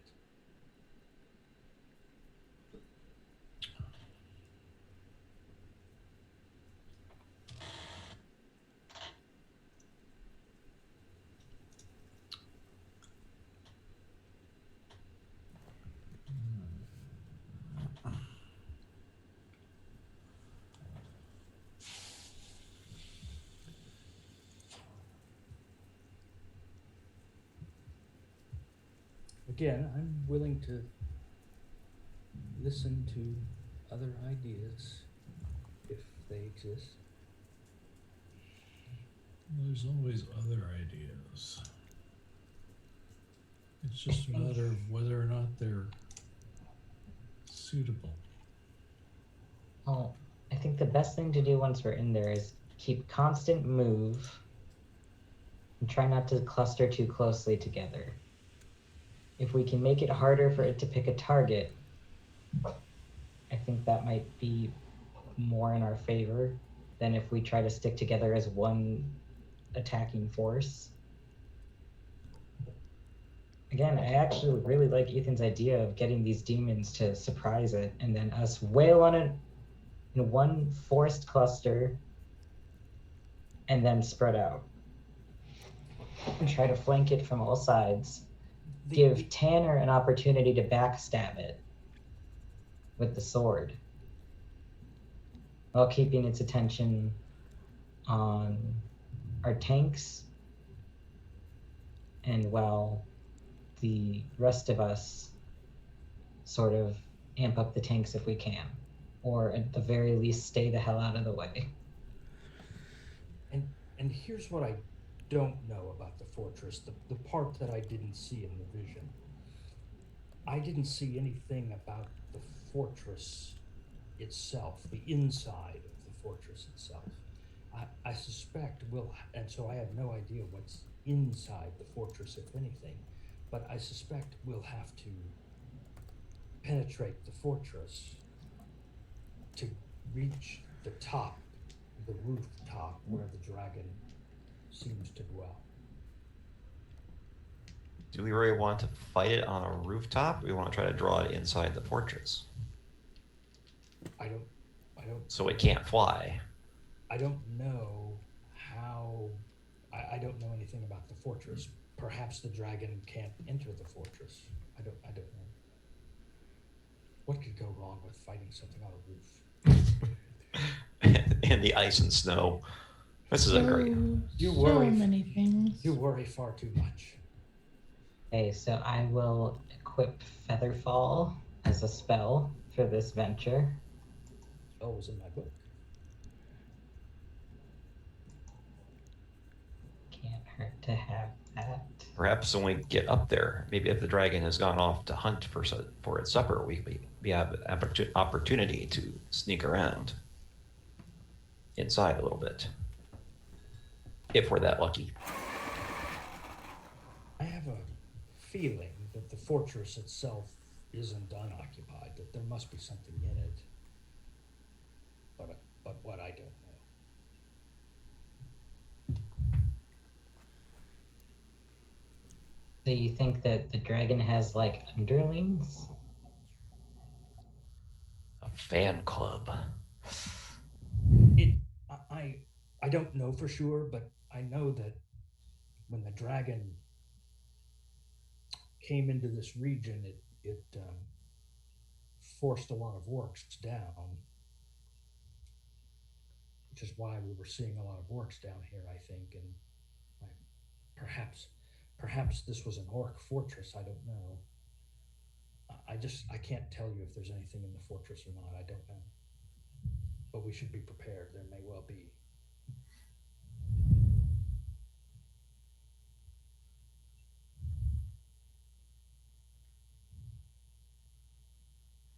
Does anyone know, are white dragons, are they susceptible to fire damage? Anyone? No. Anyone? I don't really have experience with dragons. Because maybe there was actually something useful in your vision about the goblins and the Molotov cocktails. I think I already covered that. And We could- They we were could- gnolls, not goblins. Yes, of course, I was paying very close attention. But we brought a bunch of Molotov cocktails with us. They might be of some use against. I think the retainers my father hired could deal with a couple of goblins. Right. Not gnolls, though. Or, some Molotov cocktails, some flammable oil, whatever. It's a white dragon. It's gotta not like heat. We could definitely use Herschel to carry some barrels of oil. Maybe create like a ring of fire that traps the dragon in a specific area.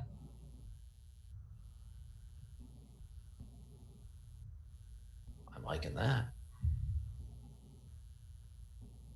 All right. Well, Didn't Von Felt, didn't you have some kind of something you acquired that allowed you to light some of your arrows on fire? Yes, I do believe I can do that. Yeah, I know a bit about the dragons. I mean, white dragons are the least intelligent of the chromatic dragons. Like well, compared to humans, they're extremely smart. And compared to other dragons, they're kind of like They're like the they're Anakin Skywalker the guy. they're very territorial, Hey. very aggressive, but again, dumb as a bag of rocks. We have to use that to its advantage. They're all about killing as much as possible, but if they see too many of us at once, it'll take off. So we need to get it into an enclosed space. They're also the only thing that won't hurt it is ice. More damage like that. Fire, they're not same as everything else. It'll hurt everything. So I've never faced one. I've met a couple people that have survived them though over the years. We're lucky. It's young, it's dumb, and it's cocky. At least we knocked down a few pegs. Ah, need to get so it it's into more an like the Ethan of dragons. We need to get it into an enclosed space. Granted, things don't fight particularly bad when they're backed into a corner, but we need to make sure it doesn't get away, because it will spook and take off if there's too many of us. So But it's also territorial. This is its lair.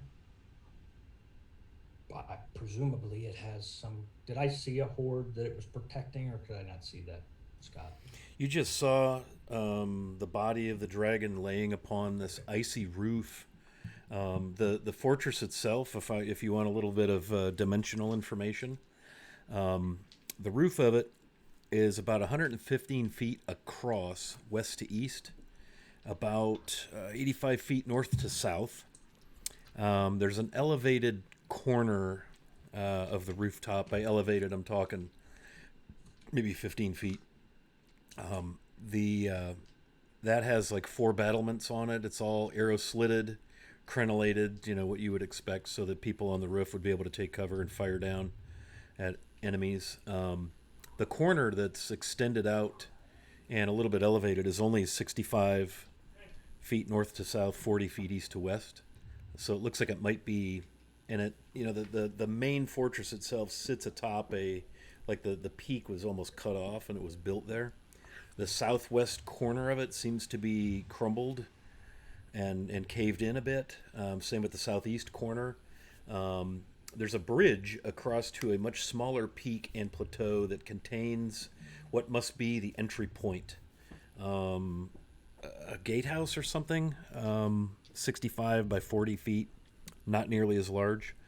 So it really spread across two peaks. Um, the rooftop of the larger area is where you saw the dragon. There are 5 crenellated battlements across the north wall, and 3, about 2.5, are what's left across the south wall. Um, and he or she, Cryovane, is up there, was curled up, half buried in snow. There's ice. It looks pretty treacherous up there. But again, it's, like I said, it's like 115 feet across by 85 feet, so it's pretty expansive. Does anyone have paper, parchment? I'll sketch what I saw.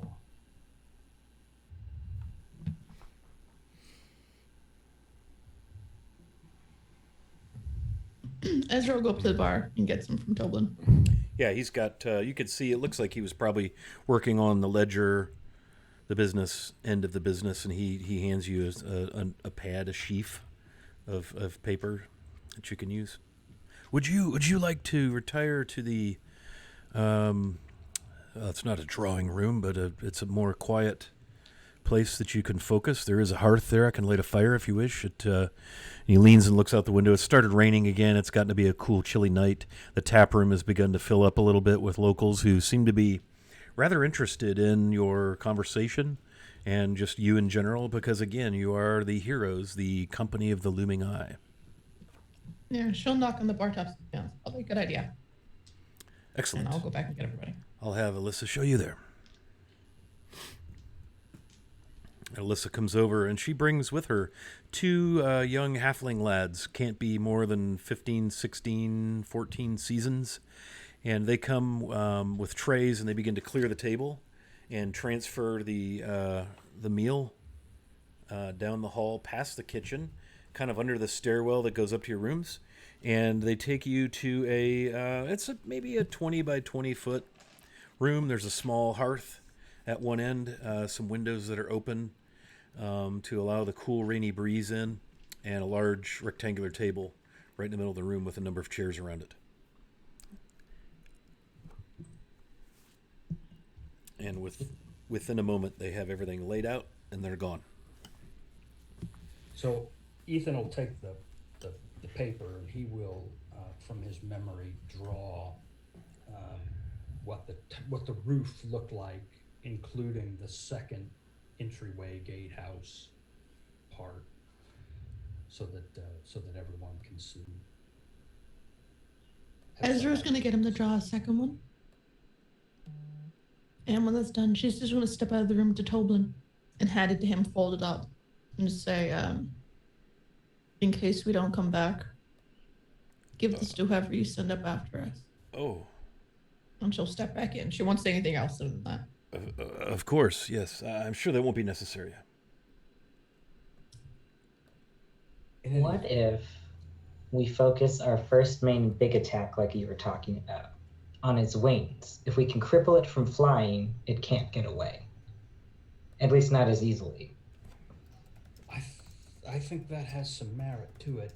I would also suggest that because this dragon is territorial, and because we'll be facing it in its own lair, I suspect it probably has some sort of horde that it wants to protect. So perhaps it won't be as eager to fly away as it was when we encountered it in the town. It has something to defend in this case.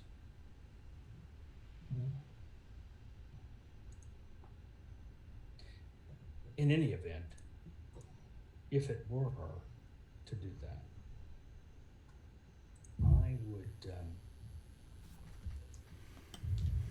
I would be able to potentially do the same thing to it this time that I did to it when it came in town. I may be able to spike its mind, and then I would know where it was going.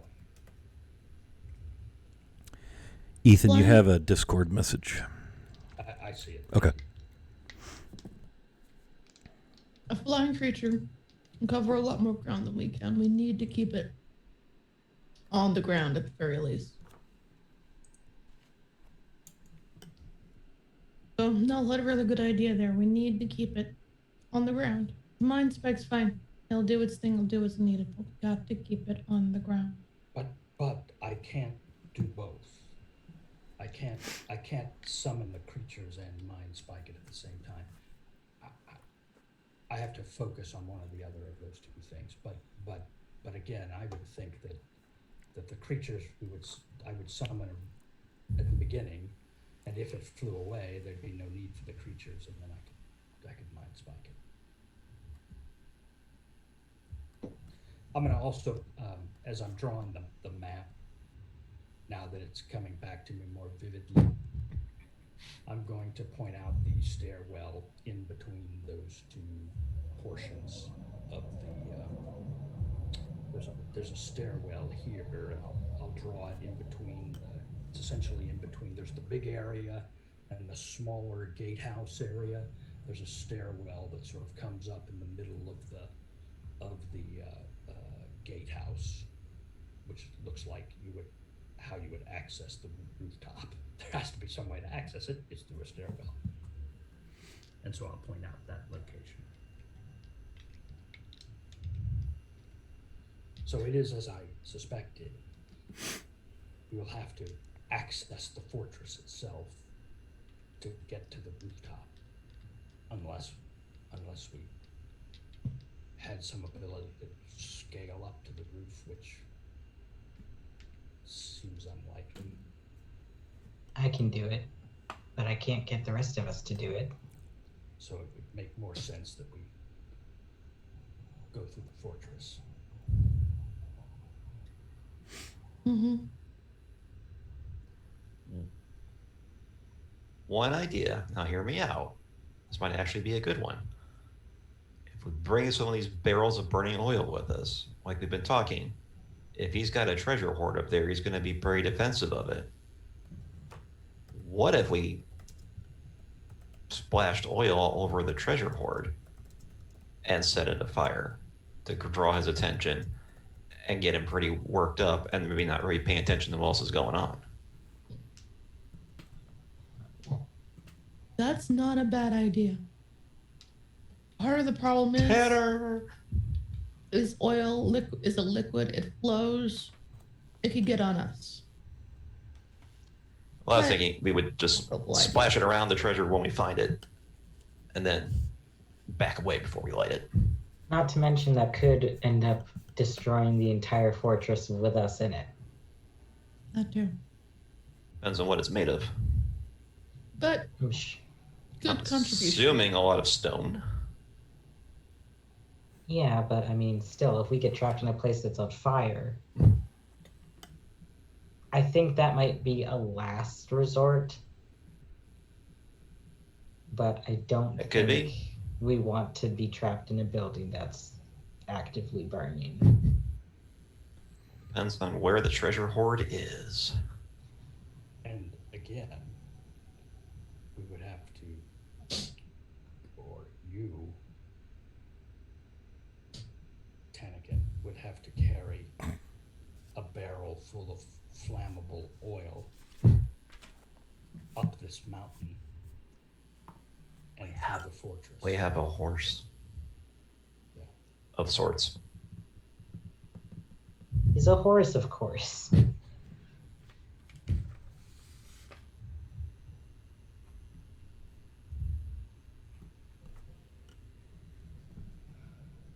I think the plan I've laid out is a very good plan. Very good plan. I can literally see nothing that could go wrong with this plan I have devised. Don't say that, because that just means something horrible is going to happen. No. It's a good There are plan. at least 6 different things that could possibly go wrong. Especially if by the time we get up to this dragon, what if we're all tapped on spells? Yep. There's no telling what's in this place, how heavily guarded it could be. If it's not guarded, if it's heavily trapped, we don't exactly have the best past with detecting traps. Well, that's certainly true. Ezra's point is the primary one that we need to keep in mind. This creature needs to be kept on the ground. And as for the spell slots, I'll make sure I reserve the 2 spell slots I need to summon the creatures and to mind spike it if necessary. And, I mean, to How be far away do you have to totally be before you can summon these? to be totally frank, the I thought you were Ethan. fighters among us are going to be the ones who deal the most damage in the shortest amount of time, I think. I have to be 60 feet away. That's not far considering. Indeed.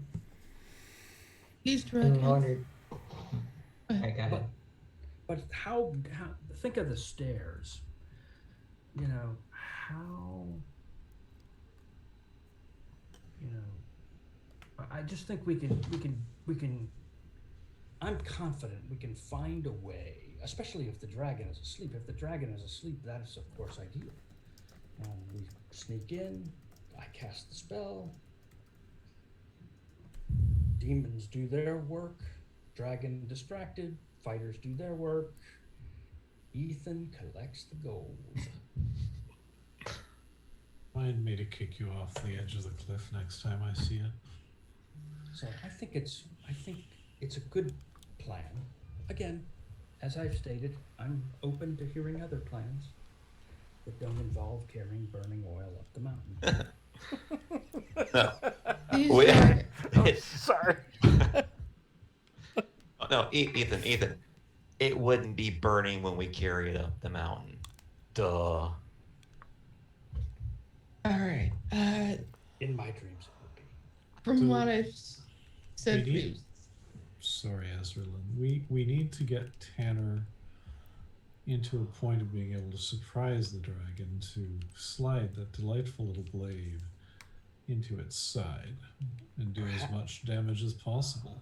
Perhaps Tanner could surprise the dragon by finding a trap in the dragon's presence. I think I can certainly help with the stealthing part. That's not going to be a problem. It just means that certain klutzes need to stay behind certain areas. But mechanically, what that works out to be is I have Pass Without a Trace. Adds 10 to stealth rolls. I can give people advantage on stealth. 1 at a time. Other than that, I can also provide supplemental distractions. So, if your demons don't work out, I can back you up. Well, I hesitate to mention the alternative. Well, the alternative is we go to Waterdeep, retire, we've got a decent amount of coin, and we can always just call it a day. Well, and if we wait for winter, perhaps we'll have a shrine of Sabras too. But I was thinking in terms of my Not putting the alternate. 2 points together, but anyway. I was thinking of my alternate plan. It's a bit darker. Yes, we could throw you in front of the dragon, poisoned, and hope that it No, eats you. I have a way. I don't think dressing Herschel as a female white dragon is really a very good idea either. I have a way of protecting someone from the demons. Magic circle. Well, the spell components are quite costly. So is my Revivify, but we're going to go over to the miner's place and get some diamonds. Or at least I am. Can't have you lot falling over dead. I think we can manage. It's not going to be pretty. And I think we need to make sure we do not clump up. Sounds like we have the makings of a plan. Sounds like we Great have plan. the makings of a suicide run, but we'll try it anyway. Ezra, what do you think?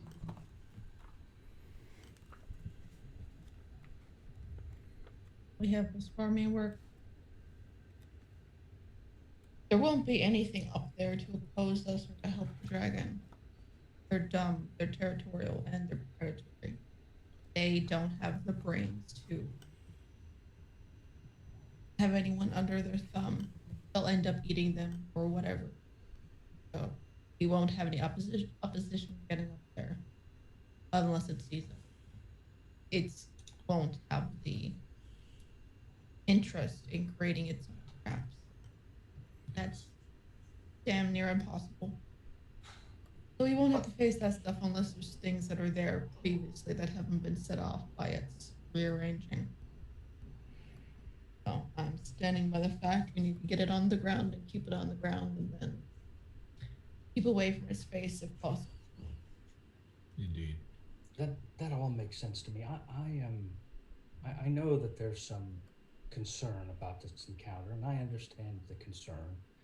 I would just say to you that I believe that Savras himself foresaw this dragon and made sure that his shrine contained a warning, but a warning only given to those he felt would deal with the dragon. That's us.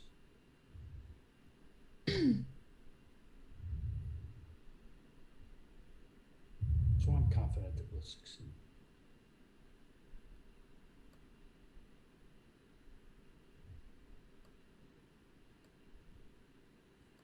Side note, I really hate 5e for all the concentration spells. What do you mean?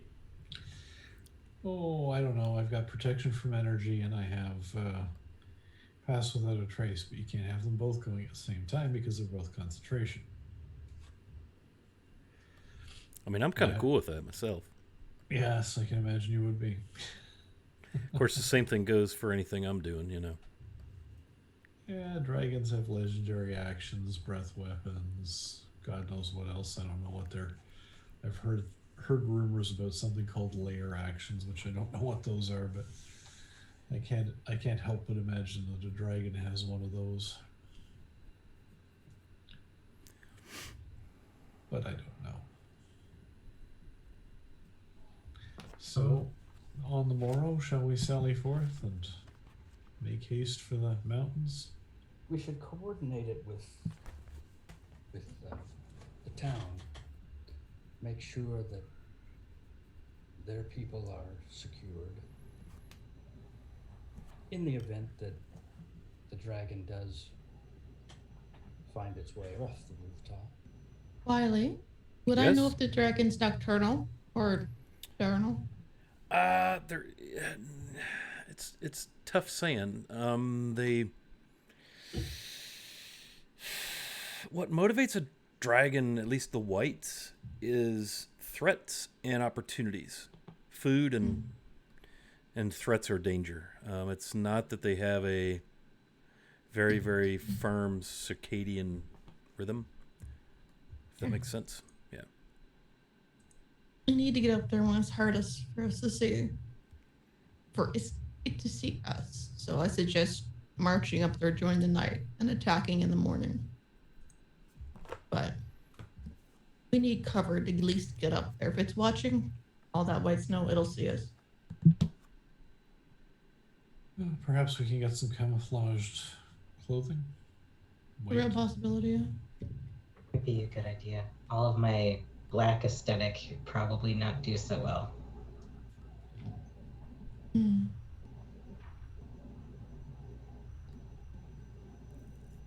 Yeah, agree. Although, if I have white skin, I could probably just run up buck-ass naked. Your tattoos. Oh, right. Darn, there goes that genius plan.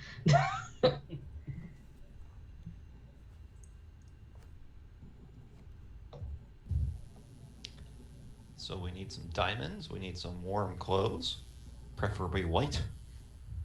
So, We need barrels of flammable oil. We need to go shopping. yes, we do. No, let's get our shit together and go. Right. Shall we We cash think in about this too much, we're not gonna go. We cash in those platinum bars and that bell and sort out some gems. Mm-hmm. I Okay. guess we'll have to do that tomorrow. You've basically spent the balance of the afternoon. It's into early evening at this point. And you know that at this point, in order to do any business at the Miners Exchange, you'd either have to go during business hours, which is usually kind of dawn until supper time, or find the proprietor, Halia Thornton, and make arrangements to meet with her if you wish to see her now. Then we'll do it tomorrow. Yeah. We might as well wait to leave until townsfolk leave for Axholm. Axholm. Keep an eye on things here till the militia gets here.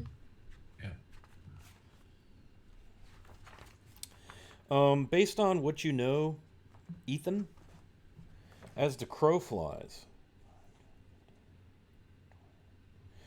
roughly 25 miles to Icespire Peak, as the party moves, if you think in terms of like 3 miles an hour, roughly walking, 4 if you're kind of humping it a little.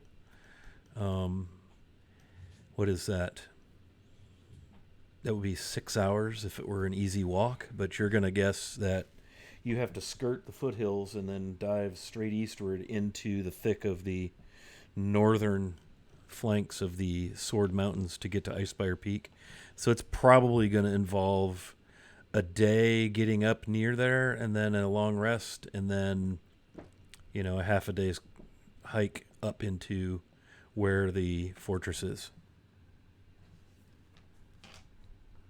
I'll tell them that we've got about an 8-hour trip and to get to the base of Icespire Peak. And then however long it takes us to travel up the mountain to the fortress.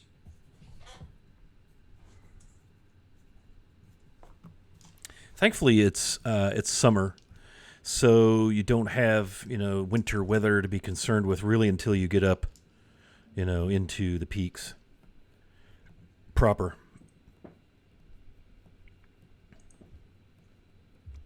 And you can see, from Phandalin that not all the peaks are bright white and snow covered necessarily.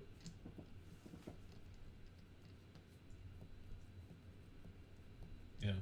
But, you're going to where a white dragon is lairing, and so you can certainly expect there to be treacherous conditions in and around the very site of where the beast is lairing. Well, sounds like a good night's rest's in order. Get our supplies tomorrow. Make haste to the dragon's lair day after. Assuming that it doesn't come to us first. Yeah, based on all of that, if you were, tomorrow night is when the townfolk plan to head south to Axholm. If you were to leave the following day, they would, they will get there late in the evening. It's about a 5-hour march, probably a little slower, with a couple hundred people, youngsters and the like, carrying along whatever things they bring with them. So they're going to get into Axholm pretty late in the evening, but they would be well inside of there by the time you were able to go up and disturb the dragon to the point that it would fly down and torch Phandalin. I mean, not that would happen, but worst case scenario. Worst case scenario, it's a deep freeze. Yeah, but no, they would be well ensconced within Axholm at that point. Who needs to know how to operate the mechanisms to open the door? Anybody who wishes to get in. Yeah, so I think it was the tavern master here, so I'll sit with him and Okay. go over in excruciating detail the way in, the mechanisms, the things to watch out for, which is pretty much nothing. Right, right. Yeah, he will be very hang on your every word, even so far as to make some notes and perhaps draw a diagram, maybe a little map on the bar napkin, kind of a thing. Yeah. I'll use minor illusion to provide visuals if needed. Oh, okay. Yeah. Excuse me. I love being in IMAX cinema theater. Like the little chess game on the Millennium Falcon. Better. It's best to let the Wookiee win. Yes. It's best to let the halfling win. Why is that, you say? Well, droids don't rip people's arms off when they lose now, do they? Indeed. Okay, so long rest. Call it a night. Hang out, drink in the tap room, whatever you wish. Is there anything the party would like to do at this point before we start our next day?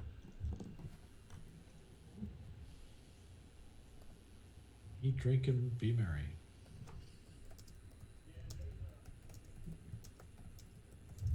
Okay. So yeah, you can hang out in the tap room. It gets maybe half full with locals. Bar then comes in there, mostly to see if you're back. If you recall, he's the proprietor of the dry goods, the provisions, and much ado is made of your great success. Word spreads very quickly, and people, are making preparations. Those who plan to leave, those who plan to stay.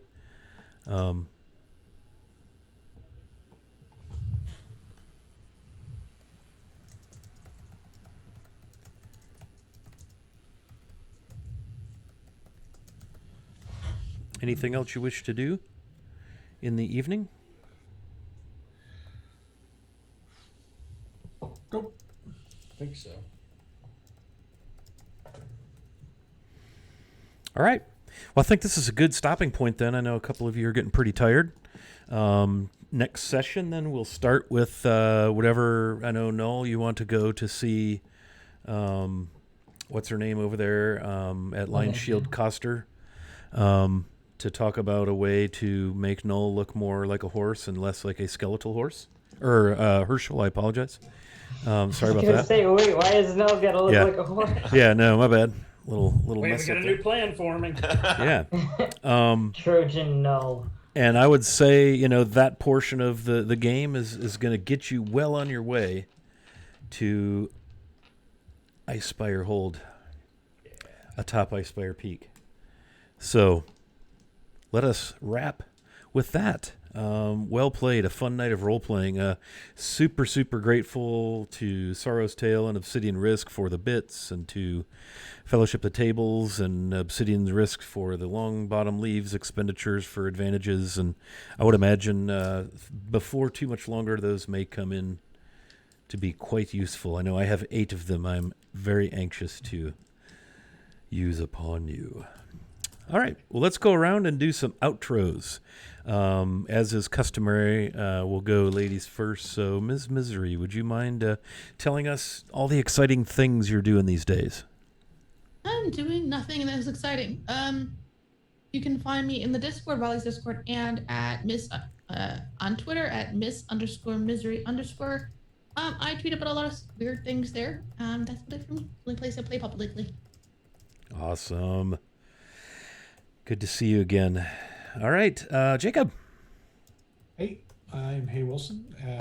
On the internet, I am playing Jacob, and I play on this channel as well on Monday nights at 7:30 p.m., where I play Gears of Warforged Battlemaster Fighter. Join us then. We're playing pretty much every week, and Scott keeps the internet up to date through his Wily Hobbit Twitter account. Yes. That's what I'm about. Awesome. Gideon. Hey everybody, I'm Gideon. You can find me pretty much across the internet as Giddy on the Inside. I'm mostly on Twitter, post weird shit. I play this game on Wednesdays. I do weird shit. It's kind of my aesthetic. It's my MO. That's all I got going on right That's now. what you do. It's who you are. All right, nice. Very good. Tanner, Seawalker, Carnage, Carl. Oh, I'm sorry. I'm not used to anyone saying the name right. Thought thought I'd do it at least once. Thanks. Before I That was it. die. Yeah, that was it. Yes, I am. I am Carl. I am Carnage with a K on the Discord. I am here on Wednesday nights. On other nights of the week, I'm out there in the real world. So, nope. This is fun. Looking forward to our story continuing. Awesome. It will be interesting and exciting and completely safe. Is anyone recording this? Yes. Last but certainly not least,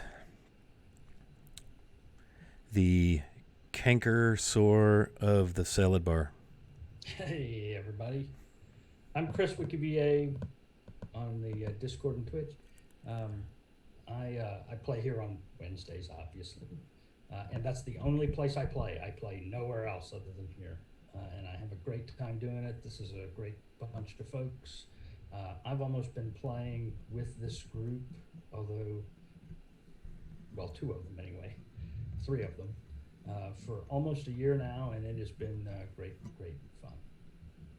We do have a nice time, don't we? Yeah. It's a fun bunch. It is. Fun bunch. All right. And again, Von Felt will more than likely join us next Wednesday. So hopefully he is feeling more on top of the weather rather than under it as he is this evening. So my name is Scott when I'm talking to my Earth friends, but you all know me here in the internet as Wily Hobbit, and I'm so grateful that you chose to hang out with us tonight. I would like to raid my friend Lord Gazumba. They're doing Legends and Lore Greyhawk stuff tonight, so make sure you yell and throw something at them when we get over there. I did put the stream schedule. Monday nights at 7:30. We're in the Dalelands. Wednesdays at 7. Dragon of Icespire Peak, of course. And then Sunday we've got a newer game. Growed Up Geek is DMing 4 of us through the darkness of Greyhawk. And by darkness, I mean, well, it's pretty dark. So come check that out. All times are Eastern. And as always, super grateful to have you here hanging out with us. Please be nice to each other and be good to yourselves. And we will see you very soon. Let's go raid Lord Gazumba and yell at them and say cool things. Good friend of mine. He runs a game that's been going for 41 years. These guys have been playing together a long, long time. So make sure that you get in there and yell raid or something cool. Why is nothing really happening when I click raid? That's weird. Well, maybe something exciting will happen magically. Or not. Maybe it's just not going to cooperate, which happens. Ranger Harley, my dude, thank you for hanging out, man. It's good to see you again. Yeah, it looks like raid isn't going to work, so let's just go to bed. Good night. Thanks for coming, and we'll see you very, very soon. See you next time. Woo! Thanks for hanging out. Night. See you, internet.